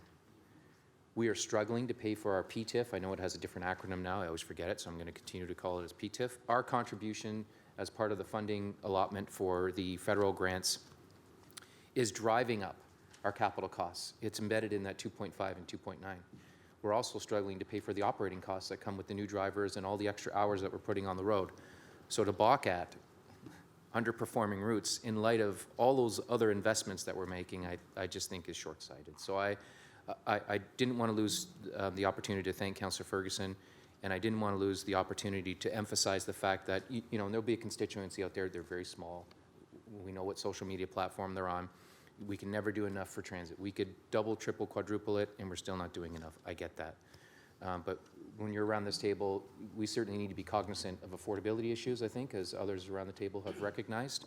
And we need to be cognizant of the fact that we offer more than just one service to the municipality. So with that being said, I'm going to definitely support this one. And I would keep you know, it's odd that it's come forward politically when I look at it from a budget perspective. I would say to our staff, who've done tremendous work, they've done most of the heavy lifting up until this point, right? Almost everything that's come through here, in consultation with us, there's no doubt. If there are other examples where we have underutilized services, I think it's incumbent upon us to get that information, at least to have the discussion. Not suggesting that it's going to be a carte blanche, get rid of it, but the fact that it was requested and has come forward, had it not been requested, we wouldn't be having the discussion. We wouldn't have these opportunities to save some resources with minimal service decreases. So that's just an open comment. You know, if there are other areas, in other areas of the organization where similar circumstances exist, I'd certainly like to know about it sooner than later. So thanks, Mr. Chairman. Councillor Clark, first time. I'm going to support the motion. I'd like to ask Mr. Zagarek exactly how much the increase in operating was this year for HSR. I recall it was 9 million plus, I think.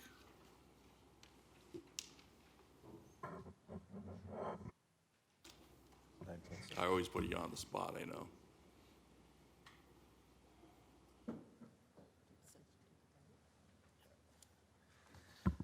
So thank you. Through you, Mr. Deputy Mayor, and I just want to recognize staff who provided me the revised number, assuming the following adjustments. So we did start at a 9.6% increase, or about $7 million.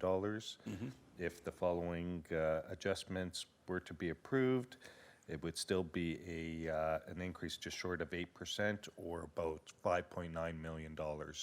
And I would just want to extend beyond this impact as well, just as a reminder, as Councillor Collins alluded to, there is a 0.2% capital financing as it relates to our ISIP application, and I believe there's a $2.6 million investment to ATS as well.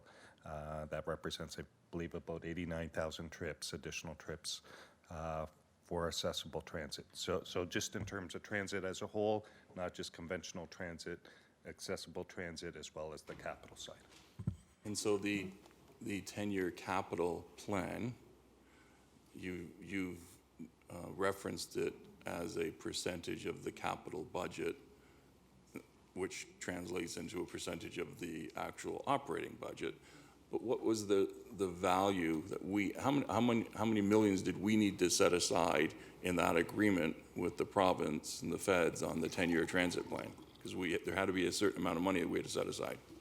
So through you, Mr. Deputy Mayor, and I'll turn to staff because my math isn't that quick. It's 27% of $511 million gross. I think that's about $137 million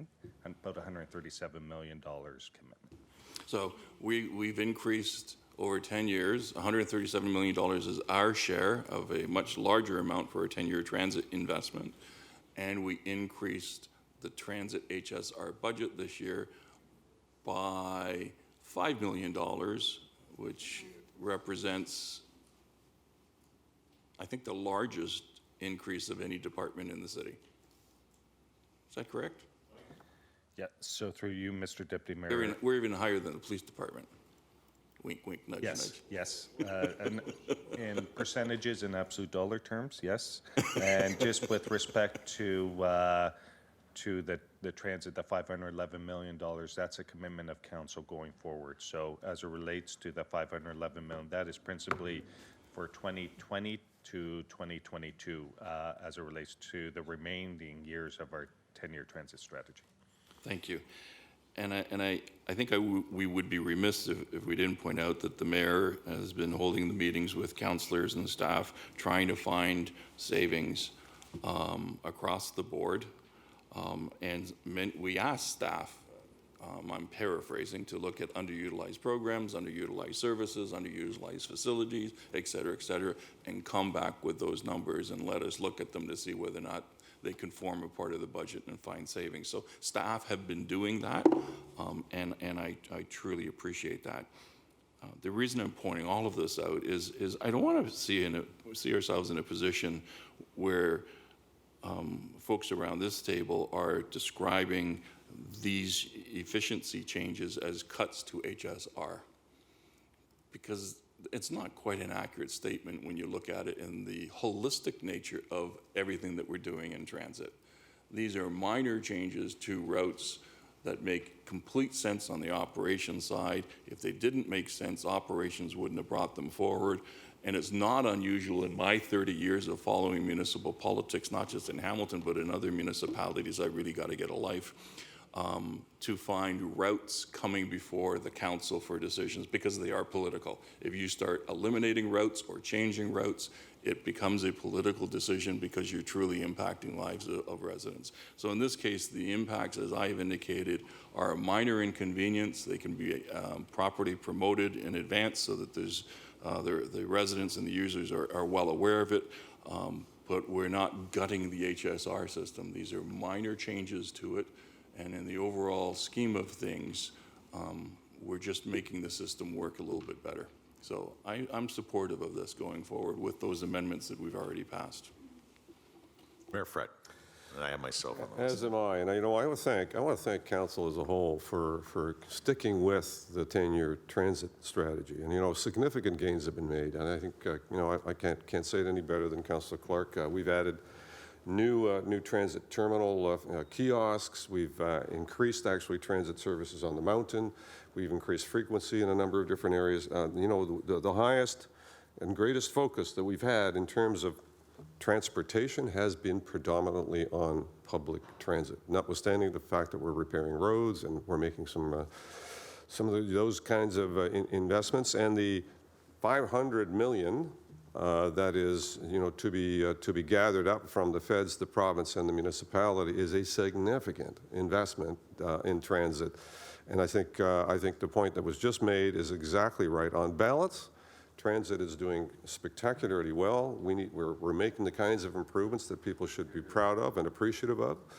And as we make minor adjustments in terms of service frequencies in different places, and we're going through a re-envisioning exercise to improve even more, I think we're not underserved in the transit department, in my humble opinion. And I'm a great transit supporter, and I do appreciate that all members of council have stuck with the transit plan now. This year, it could have been easy to take the $1 million out and not continue to fund it, and that's not what occurred. And so we're moving forward on the 10-year plan. We did take a pause a number of years ago because the funding wasn't necessarily forthcoming. I expect the funding will be forthcoming soon, and we can make even more gains on the transit side. So I fully support this. We're each and every year we have to make adjustments, compromises, and put it into context and balance. And quite frankly, transit is not underserved in our community. I think we're making some great gains, and we've made some significant adjustments based on some of the challenges we had previously in terms of not getting buses on the road because we didn't have enough staff to actually implement them, and we hired more people. Additional cost to the taxpayers that everyone's picking up. So I appreciate the comments. I appreciate the recommendation. I think it's supportable. And in future budget years, we're going to look at, underutilized services in other areas, as we should, on an ongoing basis. If there's areas that are underperforming and not meeting kind of the minimum service standards that we're setting ourselves, then we should be having a look at that for future budgets to see how we can make those adjustments. But in the meantime, fully supportable recommendation here, and I thank staff for bringing it forward. I have myself, Councillor Danko, if you wouldn't mind. Yeah, appreciating the last few commentators. Certainly, HSR is a big part of this corporation, and any big part of any corporation would regularly, not just with the board requesting, look at efficiencies. When you're talking about these, 3,000 hours a day and close to, 360 runs a day, there's going to be areas that, there's going to be stretches. There's a lot of routes. And the two, actually, that we talked about mostly today weren't even devised by the staff. They were our own creations. And now we're rightly making adjustments accordingly. So that's part of what we're doing, and I don't need to repeat the comments I heard from the last three speakers. And it's not just HSR where we look for efficiencies and underutilized services.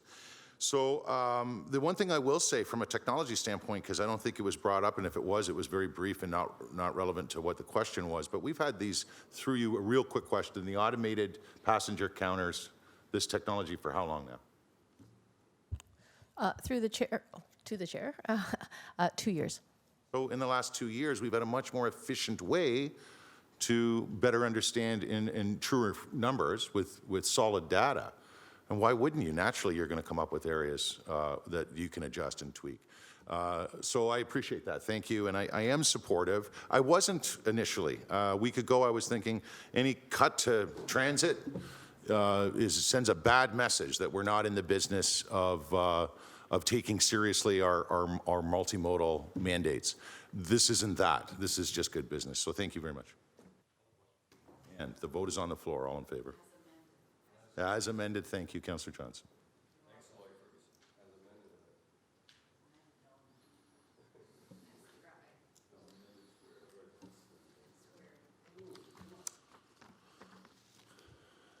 All but two. 7.3 is graffiti enforcement. Any discussion on this one? I know Councillor Marula has a motion to staff. Nothing? Okay, Councillor Marula, can you indicate? If it's okay, committee will get started right with the motion in that way. Thanks, Mr. Chairman, and it's moved by myself and seconded by Councillor Collins that we put that forward, the report forward on the graffiti. Okay. I'm sorry. And the report itself indicates that what committee was looking for, graffiti, proactive graffiti. Sorry. So it's related to the proactive graffiti enforcement. If you recall, I'd put forward a motion to include it in the budget as a result of its success during the pilot project period. There were questions surrounding the salary as being, I guess, a little high for two co-op students from Mohawk, I believe. So staff have reported back and have elaborated on all the numbers. And as you can see in the actual information report 7.3, it outlines the success itself and then breaks down the actual numbers. And clearly, the 97,554 is not divided in half for 2 students. And as you can see, you actually have to divide 73,409 by 2 to determine what the actual wages are. And again, if you look at the benefits and then the cell phone and computer costs, the uniform, the fleet chargebacks regarding the car, accommodation costs, which I guess I'm not sure if it's proactive enforcement. I'm not sure why we're accommodating them in an office, but and I want to ask that question. Sure. So through you, Mr. Chairman, these are proactive enforcement officers. They have onboard computers, I presume. Through you, Mr. Chairman. So through the chair, Robert can elaborate. The accommodation costs, they do their, a lot of their follow-up, a lot of their investigative work is done at desk in the office as opposed to in a vehicle. So the accommodation costs relate to that, as well as just sort of general chargeback for heat, hydro, those usual sorts of things, which we allocate on an FTE basis. Yeah. Robert, did you want to? Yes, through the chair, to be a little bit more elaborate, I mean, the students do have notices to either mail out and to prepare. They need access to a printer. They share a working station within the MLE office, but at the same time, they do have the technology in the field to be able to at least research the various properties, the owners, and to deal their work within the community itself. So just out of curiosity, you said shared accommodations. So how many staff are actually accessing the shared accommodations? Catch there, Robert. Yes, through the chair, that would be one working station, in which case both of them, it's an enlarged one, and we in terms of saving space, then we squeeze them into one working space, but it is a large accommodation for them. How many? You don't have a number? Just one workstation for both officers, both co-op officers for the graffiti program. Sorry, Councillor, was your question how many people are sharing the station? Wait, The workstation? So I presume it's an open area and everyone has In addition to workstations? those officers, who else uses it? Is that the question, Councillor? Yes. Yeah. Yes, through the chair, that is shared by other students at the same time. We try to stagger their work time frames so that we can have the most efficient use of their work.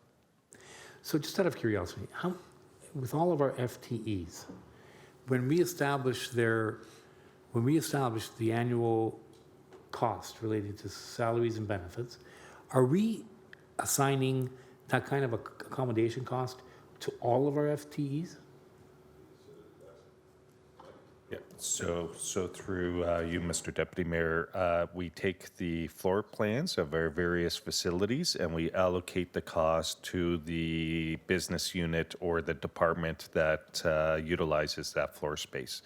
So if it's utilizing existing space, it would be a redistribution of it may be a redistribution of costs across sections, but as it relates to how we recover our accommodation costs, they are recovered through the business units or departments based on their utilization of floor space. Yeah, because I can recall even at amalgamation, it was a contentious issue, the chargeback issue, and I still think somehow we're inflating it almost disproportionate to the actual cost, but obviously I'd like to elaborate on that a little further down the road, because if everyone's being assigned that amount, clear cost to corporation, that's an incredible amount of money. And I'd like to dig deeper along those lines. Having said that, the reports before us, it has broken it down. Clearly, it's understandable now the wages aren't as high as with respect to the actual individual co-op student. So that's before us now, and moved by myself, seconded by Councillor Collins, that we incorporated based on the fruitful, successful pilot that we've seen. Thank you. Councillor Clark. Thank you very much. So can I ask a question with regards to the wages? So where's the policy in terms of what we pay for co-op students?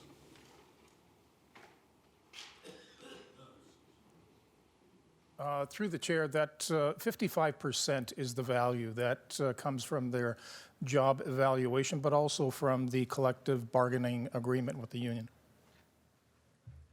So we have collectively bargained what we pay for a co-op student that's coming from a university or a college for 2 hour or two months worth of work, and we're paying them $3,000 a month per student.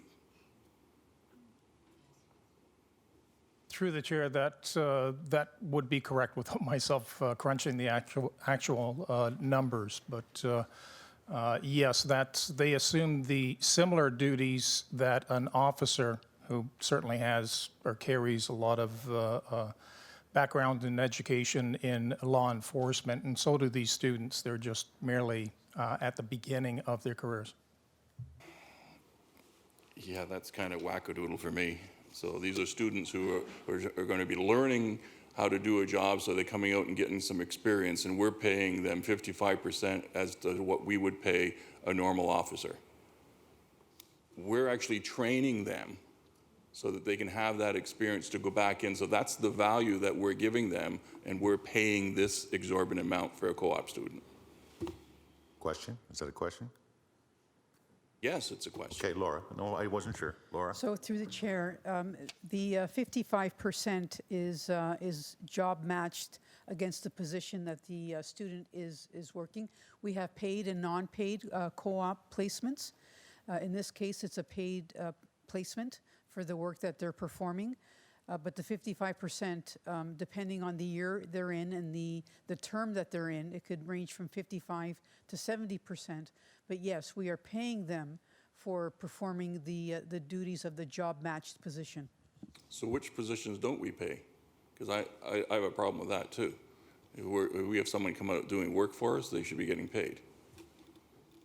So through the chair, depending on the program and the institution, the educational institution, there may be paid and non-paid co-op terms.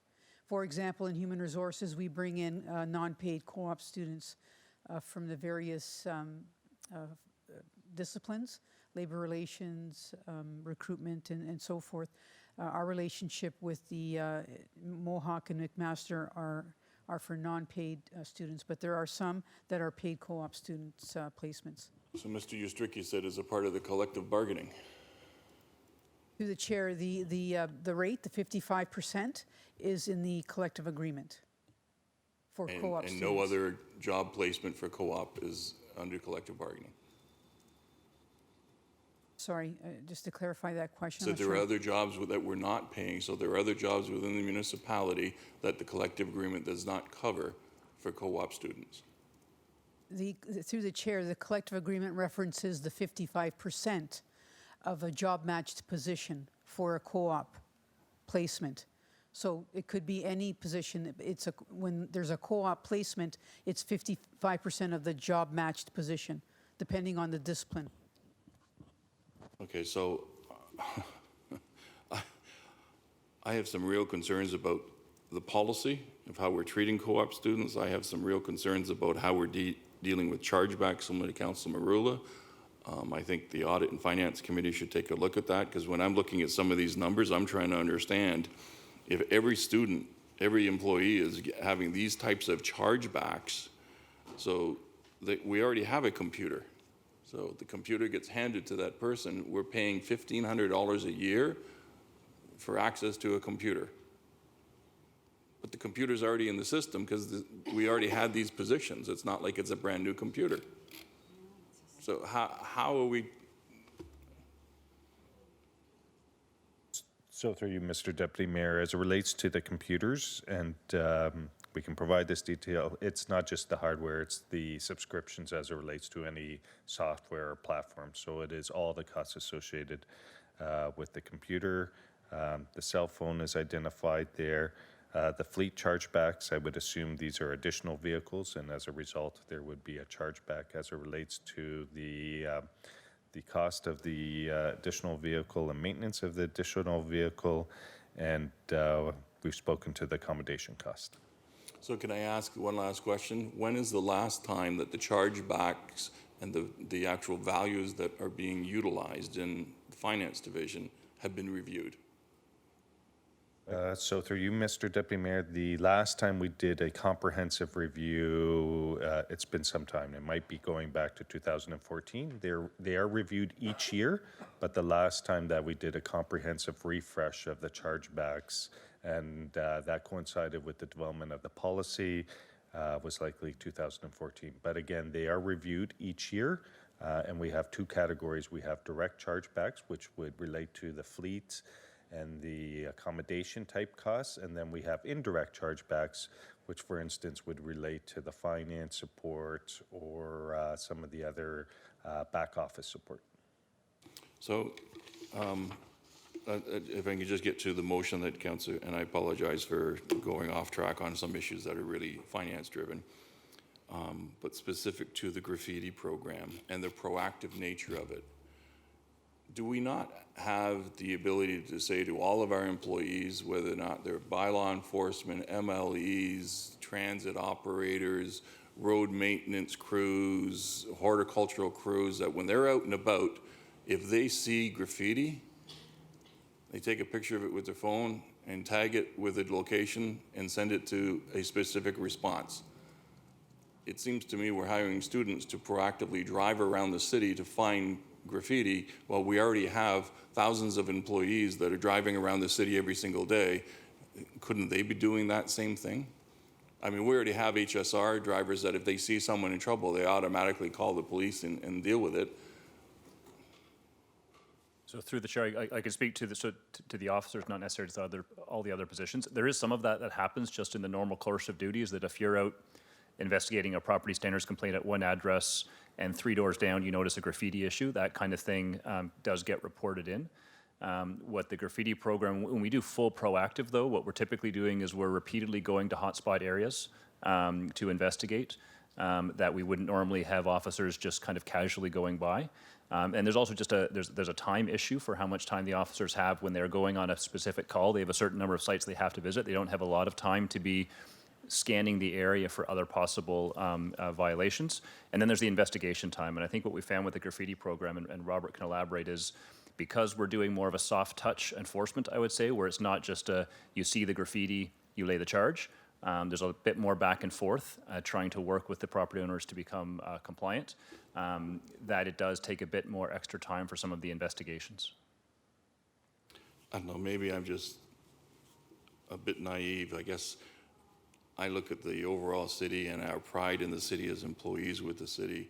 If we see a garbage bag and we're driving by and we're an employee for the municipality, we send a notice to someone that there's a garbage bag sitting in the ditch along the 5th Road.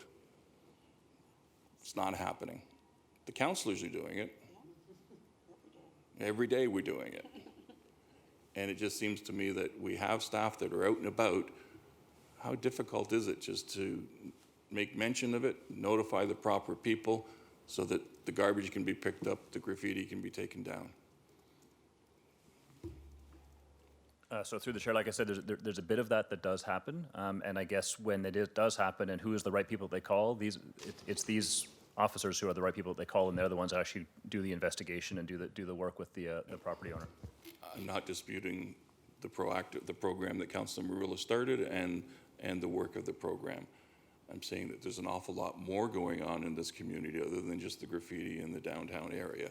There's lots of graffiti out there, and 2 students barely cuts what's going on. So if we really want to get a handle on it, why wouldn't we make it a policy for employees that if they notice graffiti while they're driving their car, to send notice to someone? If they notice garbage at the side of the road, to send notice to someone. I tracked, Mr. Chairman, I tracked the garbage bag in my community for 7 days. And I watched public roads go by it. I watched horticulture go by it. Nobody reported it. It wasn't taken away. I reported it. The garbage was taken away.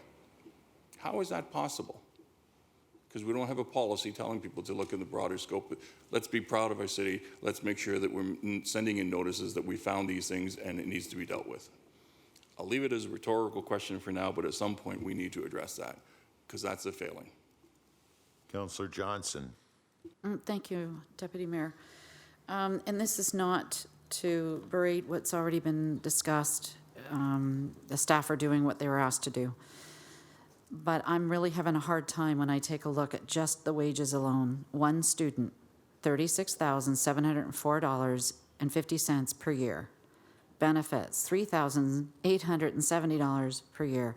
Totaling, this is a $40,574.50 a year job. So even if you break it down by the month, it's $3,058.69 a month, plus benefits is another $322 per month for benefits. That's my problem right now with even approving this. I asked the questions the last time. Apparently this all falls under yard and waste maintenance, property standards. So I'm really having a hard time, and I will have a hard time to go back to my community and tell them that we have students working at a 40,000 plus year job. So that's where my angst comes from, and I can't support it at this time. I'm sorry. I like where Councillor Clark is going. We had animal support services actually out in Glenbrook that was eliminated because we had the roads crew that could do the same job picking up carcasses. So there is some overlapping here that we can all participate in, even if it's an incentive program that we can instigate into the employees, including the councillors and offices. You know, email me. I've got all kinds of complaints going into MLE about the garbage bags and the dumpings, and somebody just left their living room on the side of the road. So I can't support it at this time. $40,000 a year plus job for one student. It's just not appetizing. Thank you. Welcome back, Councillor Whitehead. Are you supporting the motion? I'm having trouble because a lot of the things that the good councillor moves forward, initiatives are very, very positive and very supportive programs. This one I'm having a struggle with. And the reason I'm having a struggle with it is because I remember, when we talk about identifying, I remember working for Bob Morrow. I mean, he was notorious. He'd literally jump in the car and drive around the city, whether it's our flower gardens or graffiti, identify wherever he saw it, provide the addresses and phone them in. When I look at this data, I'm having a challenge because most citizens are responsible, right? They're not creating the graffiti. They're the ones that are being victimized by the graffiti. And when you inform them of the bylaw and their responsibility, what is the take-up of the response? So how many of them offer resistance, and how many of them right away say, oh, no problem, we'll take care of it? How many times do we actually have to put an order in? What's the percentage versus just asking people to clean it up? Kelly has that. Kelly, come on down and offer the stats. They're not in the updated report on the compliance versus compliance without an order. I can't remember the numbers. I thought it was 4,000. Good question, Councillor.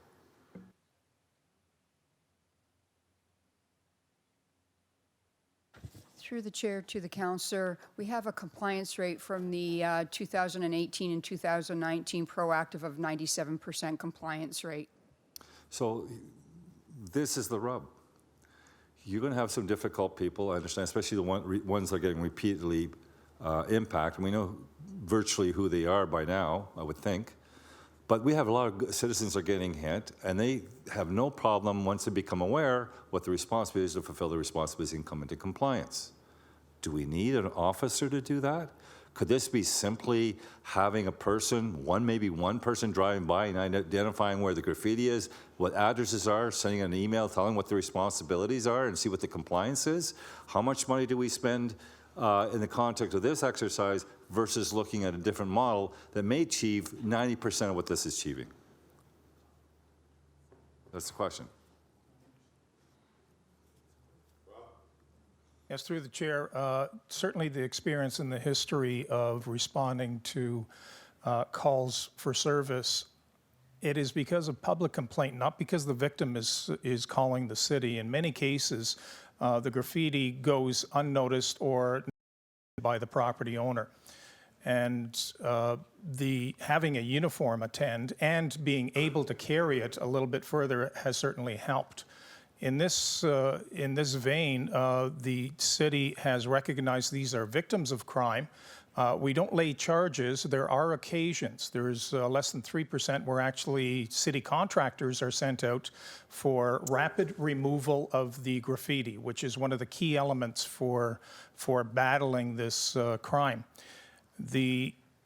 With that, the staff work with the property owner and the city contractors. There are no charges laid against the individual. It's just full recovery for the city contractors for attending to look after the remedial work for the graffiti. So the question, though, is, I'm going to give an example. We didn't need enforcement officers in the Gilkson Park when graffiti was happening on a regular basis on the fences abutting the park.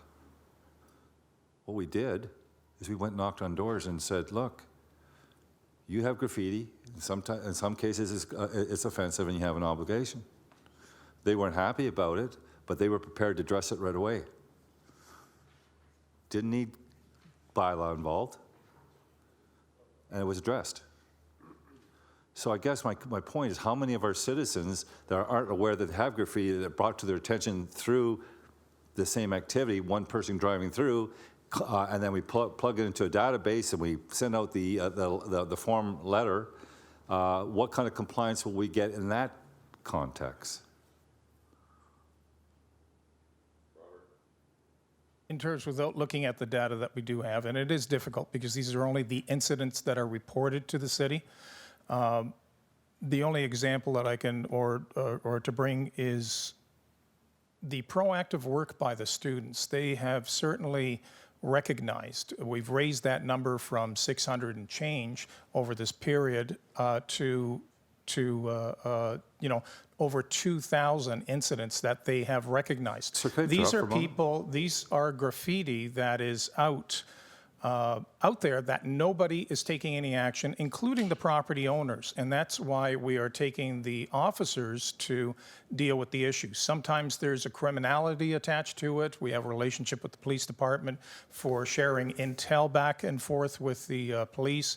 There's crime prevention through environmental design with the police department. There's many initiatives, but prior to this pilot project, the only service of enforcement were with full-time municipal law enforcement officers simply reacting to those occasions that are reported to the city. And I guess the rub is what you're describing is normally handled by our full-time officers, not our co-op students. 1. 2, we hire these students specifically for the purpose of dealing with proactive. Somehow you've now got them doing the other people's job, which I'm surprised a grievance isn't filed. That's another issue. But we hired them directly to deal with proactive, not complaints. That's why they're hired. I'm now focused just on that. So the question I'm asking through the chair is, do we need actual officers proactively going to homes that have never been knocked on before, and in the context of what their responsibilities are relative to graffiti they may or may not know they have, and then having $50,000, $45,000, $50,000 jobs, whatever the number is, for these people actually to inform them, when we can have one person go around and quickly, rapidly go through neighborhoods proactively and take the addresses down, go to a database, punch in, send out a form letter. We're pretty good at form letters, by the way, with licensing. Send out a form letter saying, look, this has been identified on your property. Here's the bylaw. You have a responsibility to clean this up within so many days. And what kind of compliance level would we have when we already know that you said we got, what is it, 90% compliance level?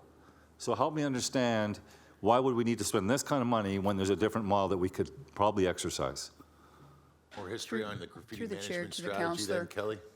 Part of what the students do is, which is different than an MLE officer would do, is they engage with the property owner and they find out what the circumstances are with that individual property owner, and they work with them to find a compliance date. That takes time and it builds relationships, and they do give out cards, victim assistant cards when needed.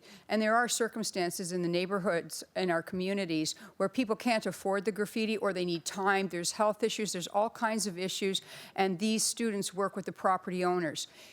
our MLE officers who do it on a reactive basis, they go through, they find the graffiti, and they issue an order. They do not have the capacity to spend the time engaging and building a relationship to have the graffiti voluntary complied with, and that's how we get the 97% compliance rate and help the property owner if there is some financial hardship.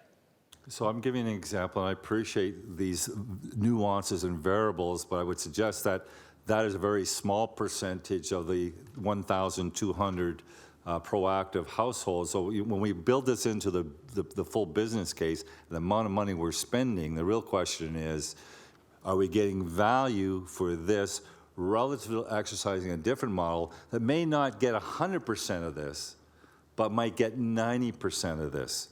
And I already gave you an example where a volunteer system within one neighborhood was dealing with this issue without bylaw interference and was able to resolve those issues in regards to graffiti in all those households. So, and that what didn't cost a dime to the taxpayer. So I'm trying to understand, why do we need to take the most expensive route to solve a problem that we could probably have a huge impact without spending this kind of money? We would need to still spend and make the investment, but not at this level, and still accomplish maybe 80% of what is on this piece of paper. Okay. Councillor Danko? Thank you. I don't want to belabor the point. We're probably going to spend more time talking about this than the cost of the entire program.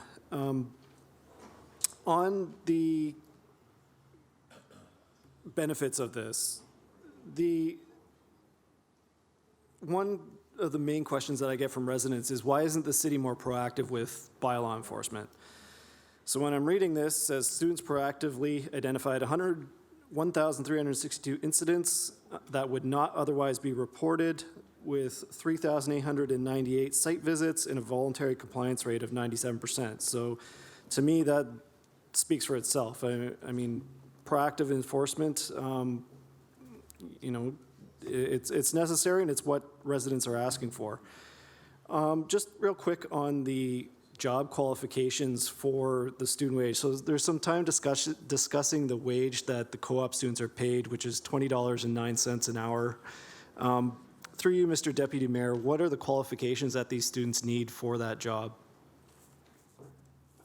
Through the chair to the counselor, the students that apply for the jobs usually come from some sort of law and security course, either through Mohawk College or a university. That would be a specialty field that we would need their expertise in to do this type of work. So it's a specialty field. How competitive is the application process to get that job? Do you need work experience? Do you need references, that kind of thing? Absolutely. Through the chair, absolutely. It's a very competitive process. We don't go through just Mohawk College, although we do get a lot of students applying, but I do believe that we have had co-op students from universities and other colleges as well. Thank you. So just a quick comment on the wages. Thinking back to when I was a co-op student, could work for $6.85 an hour, which was the minimum wage at the time.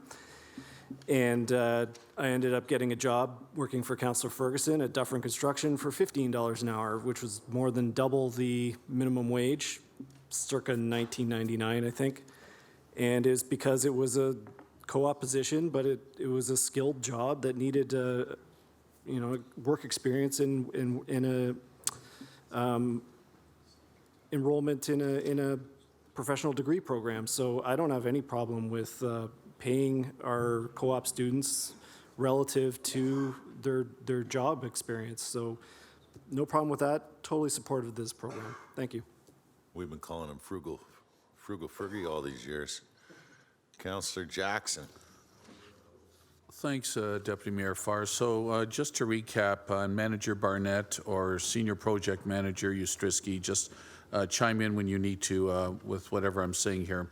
We started at $252,000 for bylaw enforcement, 3.5 positions. That got reduced down to annualized $168,000. And now, once again, the further amendment from Councillor Marula, understanding the fiscal challenges we still have, is for the 2 co-op student program to continue at $97,000. Deputy Mayor Farr. Please through to confirm. Manager Barnett. Thank you for bringing that forward. Kelly? Yes, through the chair to Councillor Jackson. For this year, it would be prorated at an 8-month period, and that would be commencing in April until the end of this year. Thereafter, it would, the full-time or for full year, 12 months, would be $97,000. So if council gives the approval, if it does, then your prorated aid is about $65,000. Senior Project Manager Ustrisky. Through the chair, that is correct. And prior to the pilot, Manager Barnett, this work was pretty well, as you said, reactive. And any proactive work, was there any ability with the work that staff does in MLE to carry out any proactive measures? Deputy Mayor Farr, through you. Through the chair, it was mainly on a reactive basis. However, there were times when proactive work was done at the request of sometimes a councillor or a BIA, or if there was a special event in the city of Hamilton where there were areas where there were a large amount of graffiti, we certainly would put our efforts to that area to clean it up for beautification so that when visitors were coming to Hamilton, our streetscape was clean. Right, thank you, Kelly. So those were usually specific event-oriented or site-specific moments of time that required some extra resources to help the ward councillor, or a citywide initiative where graffiti and the problem of graffiti was growing. Look, for me, folks, graffiti is a crime. Our bus shelters had posters up for years that said it's a crime. It defaces public property, it decreases value. And as far as I'm concerned, this is an invaluable service. And I would bet members of council around this table have contacted the co-op students or MLE to have the co-op students come into their neighborhoods or streets from time to time. So I always, it never ceases to amaze me when somebody votes against a particular program, but they're usually the first ones that require the service down the road. So I'm supportive of the revised amount of the $65,000 prorated, keeping the pilot and the 2 co-op students going. Thanks, Deputy Mayor Farr. Thank you. I had myself on the speakers list. Councillor Danko. Go ahead. Yeah, I'm supportive, and I believe you have to be. I'm supportive of the amended budget line, which I'm glad you pointed out, Councillor Jackson. The alternative is going to be more graffiti. I'm convinced of that. And I think we're forgetting a key part of this argument from years back. We're forgetting a crucial middle piece that's a big part of this proactive enforcement. We're literally going door to door, working with residents, and we were all arguing around this table how concerned we were that residents were just receiving orders to comply, and if they didn't, they were going to get fined. And this was a delicate area because residents, some were very upset. They thought the city should be painting their fence. Others just needed more time. Others moved away. And then there was the police element too. Some took time to analyze in bigger ways as well. So there was a big discussion about that. I don't think we should forget that. I think that the residents probably will continue to appreciate that proactive nature that includes, I think most importantly, and cannot be underrated, that opportunity to work independently with different residents on the issue. So that goes a long way for me. I'm going to support what's here, and I appreciate that the monetary amount has been amended greatly.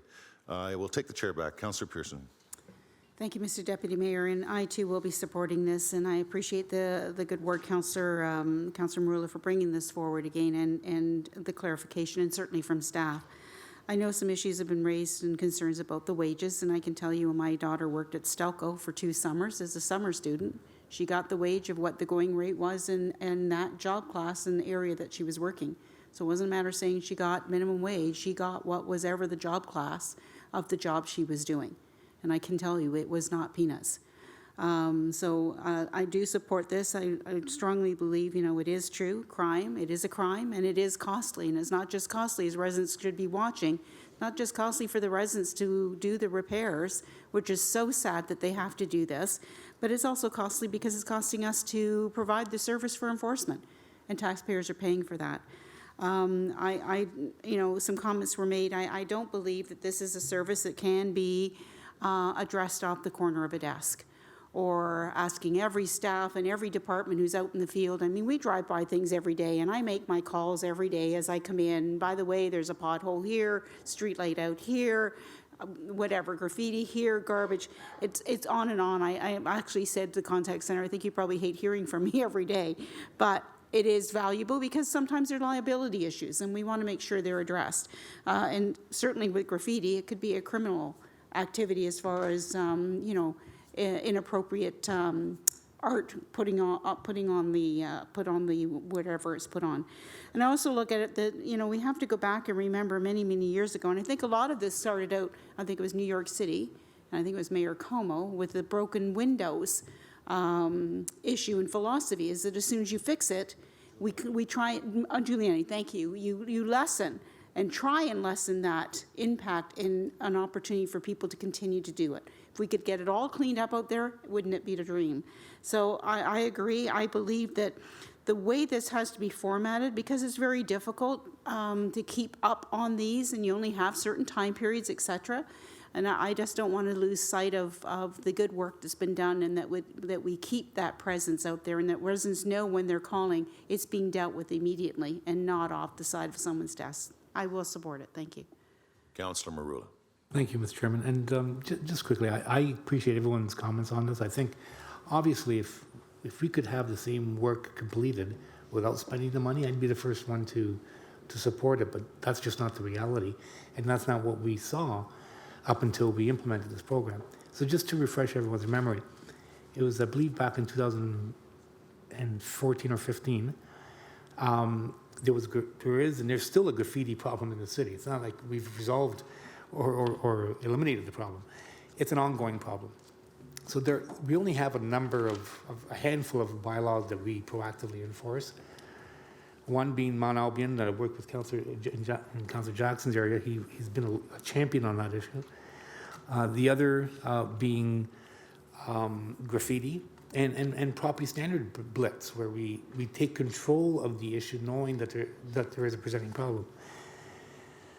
So what happened was we brought forward this motion, and it was very thorough, and I worked closely with staff, and it was really multifaceted. So we had the graffiti wall, we had the proactive enforcement program, we created a subsidy program for those that couldn't afford to clean up the graffiti on their own. Plus, part of the enforcement was the outreach. So to deal with those chronic victims of graffiti when they had nowhere to turn, the officers now working with them and steering them towards resolving the issue. So we eliminate this, we're eliminating what is mitigating the angst among the seniors out there that we're trying to protect, and facilitating the application process for that subsidy program. So part of the motion was also the camera monitoring, which has been incredibly successful in Ward 6 at Fay Park, where Councillor Jackson paid for it out of his area rating. Every part of this program to date has been tested and tried, and it's been proven to be successful. So I'm not going to die on the hill on this program, but I can assure you that it's working, and it's only going to get worse if we don't have it. This really is a victim avoidance initiative, because the victims are the ones that are going to be impacted the most. And it's those chronic victims, particularly those that can't afford it, because the ones that can and have the wherewithal to do it are not the ones calling us. It's always the ones that can't afford to do it. These folks are helping these people. So I don't know if you understand the thoroughness of the initiative, and that's why I needed to speak up again. Also, the other component, the crime aspect. So the hate incidents, not the hate crime, but hate incidents. So if you have a swastika or someone writes WAP across the wall, that's a hate incident. Not a hate crime, but a hate incident. But those are now forwarded to staff or to the police to investigate, to file, and to report, so that they have an eye and ears out in the community to determine any activity that might be concerning down the road. Also, gang activity, more importantly. Tags are directly correlated with gang activity, and the police use that tool every single day. So you can never have enough evidence or information. So anytime our staff come across anything along those lines, they flip it over to the police. So think about the impact these two students, co-op students, are having on the quality of life of our residents. It's the best deal in the house. I wish we could have this much output with so little of an investment. So, and if you guys want to kill the program, or I believe I have the votes, but if you want to kill it, so be it. But please don't kill me by extending this debate, because the pilot project's been completed. It's been deemed to be conclusively successful, and it's a great investment.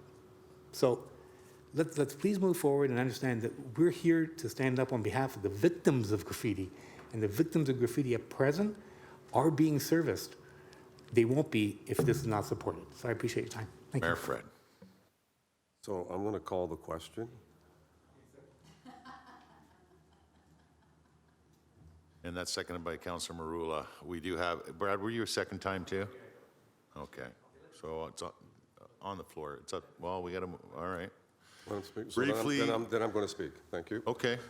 So, We better call the question then. well, I am, and I'm good with that. Oh, yeah. So we're really kind of bludgeoning this thing. So back to, the student issue. Again, it's not two students raking in $40,000 a year plus benefits. It's a number of students that rotate into the program. Is that correct? So it could be anywhere from 6 to 8 students on a rotating basis, because co-op lasts for 3 or 4 months. Through the chair, that's correct. Okay, so it's, again, a bit of a misnomer the way it's characterized, because it seems to suggest that one student's getting, half of the total wages here, when it's actually spread out amongst a number of students. Are we really arguing against co-op students doing this work on our behalf on a problem that we know has been chronic and and we've had many strategies, and Sam just pointed out, we've had proactive policing done, we've had diversion programs into mural space, we've had actually now, as a result of some other than the tagging, some of this is actually quite dramatic, interesting art, been able to divert them into works of art that have actually enhanced some of our buildings and murals. So it's been actually a very positive effort. And everybody's always got a better way. Maybe in the localized community there's a better way to have some volunteers do that. All the better, because that's less work for these folks than if we can get all volunteers to have that and make that happen throughout the city, that'd be marvelous. But I don't think that's very realistic. And the problem tends to reside everywhere, but is heightened and predominant in the lower city in a very significant way. And so I support this wholeheartedly. Said in 2 minutes and 10 seconds, I'm going to support this recommendation. And Councilor Whitehead, you're now feeling supportive? Oh, I feel the love. My question is, one, we did ask for a breakdown for this meeting. We don't have the breakdown by ward in regards to the activity level, and we did ask for it. I don't have it. 2. You're just to challenge the staff there. Did you want to respond to that? Was there a reason for that? Through the chair, to the councillor, the reason we didn't have it at the time of the report is we didn't have time to pull all the information together in a short period of time, so we got you the costs. What I can tell you is that 85% of the graffiti enforcement done is between wards 1 and 4. Another high incident of graffiti is in wards 7 and 8, and pretty much that's because of the BIAs. We do a lot of work in the BIAs, a lot of proactive work, working to have graffiti removed as quickly as possible. And that's where a lot of graffiti is. Go ahead, Councilor. Yeah, We'll and catch up. BIAs have their own eyes and ears on the ground and certainly understand where it's taking place within their BIAs. So I'm not sure if that helps the argument. The other thing and the other premise was that the reason we entered and passed the bylaw originally, re-victimizing the victim and making them responsible for cleaning up somebody else's mess, is because the theory was after about 3 times, you wouldn't get any graffiti anymore on that particular piece of property. Yet I'm hearing graffiti is not going down, even with these officers. We keep justifying the resource, so graffiti is not going down. The question is, where is the resources going to the same properties over and over and over and over again? Help me understand, of 1,200 properties that you identified here, how many of them are getting hit repeatedly? Through the chair, that does happen on occasion in, with the involvement of the officers working with the property owner. There are not too many occasions where we have repeat offenders.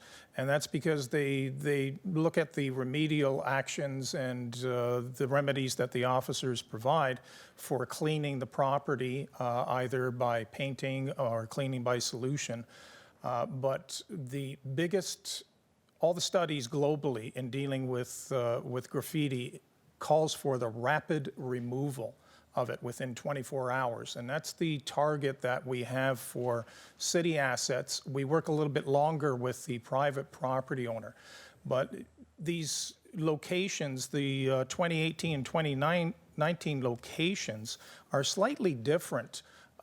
We do recognize, and the staff analyze the information to determine what are not necessarily hotspots, but certainly to deal with we see trends that are happening.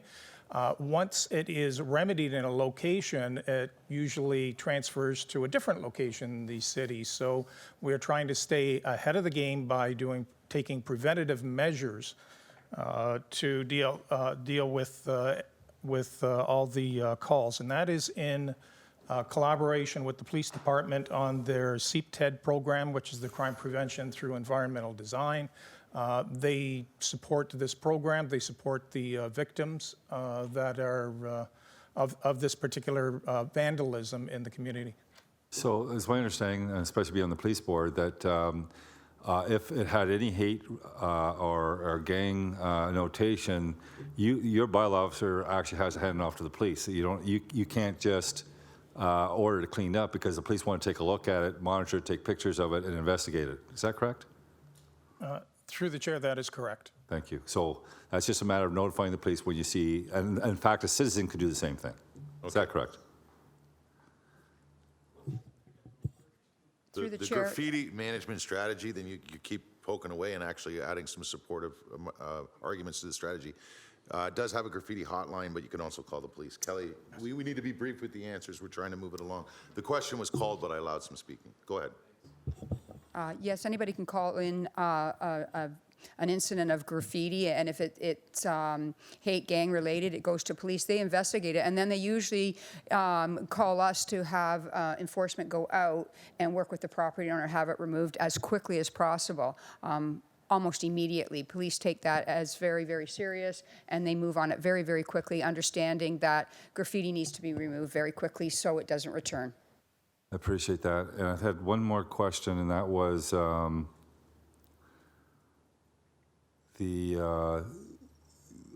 having struggle with the fact that most people clean on the first request, and yet we can't provide a percentage on that. Is that correct? Through the chair, it's difficult for us. We haven't monitored to that degree. In most cases, with private property owners, they're extended up to about 7 days to remedy the graffiti. The difficulty is each situation is different depending on if the person is even at home at that time. Are they on vacation? Are they ill? Their age? We take all those under consideration and develop a business plan with the property owner that is reasonable for the rapid removal that is reasonable under the circumstances. Okay, so Mr. Chair, I'm going to reluctantly support it because I don't think we have enough metrics here. And I'd be challenging the staff offline on the metrics because I really believe there's a better way to achieve almost 80% of what's going on here at a much lesser cost, but this is not the time to resolve that issue. So I'm prepared to live and hold my nose for another year, but I want to work with staff on a better model. Thank you. Councillor Clark, finally.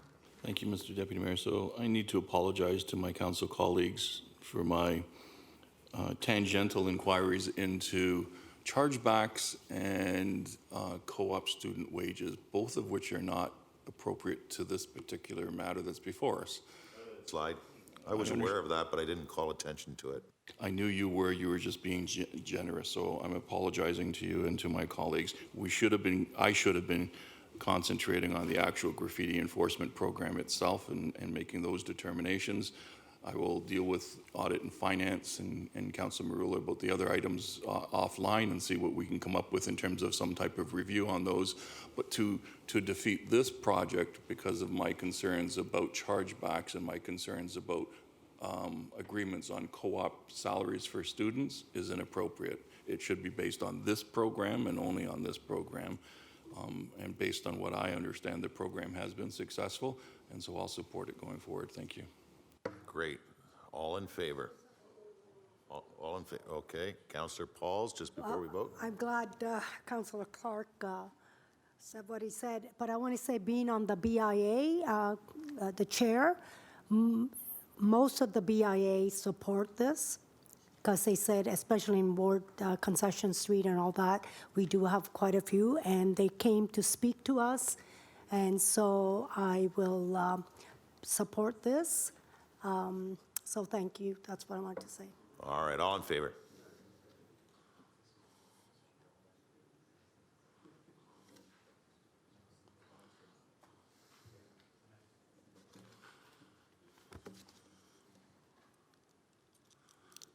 All but two. Carries. Thank you, Councilor Marula. I think it's in camera time, Madam Clerk.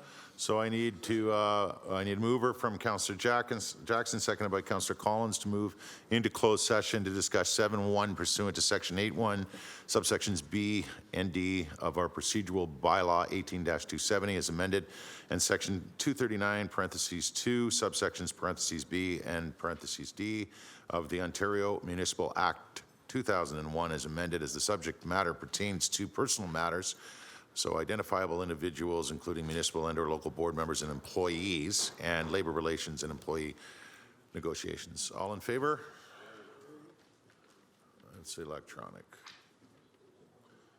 And at this time then,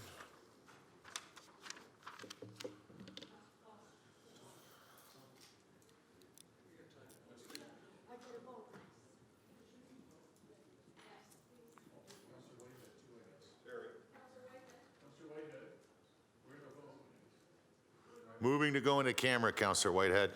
Take your time. You need to vote. We got you up the...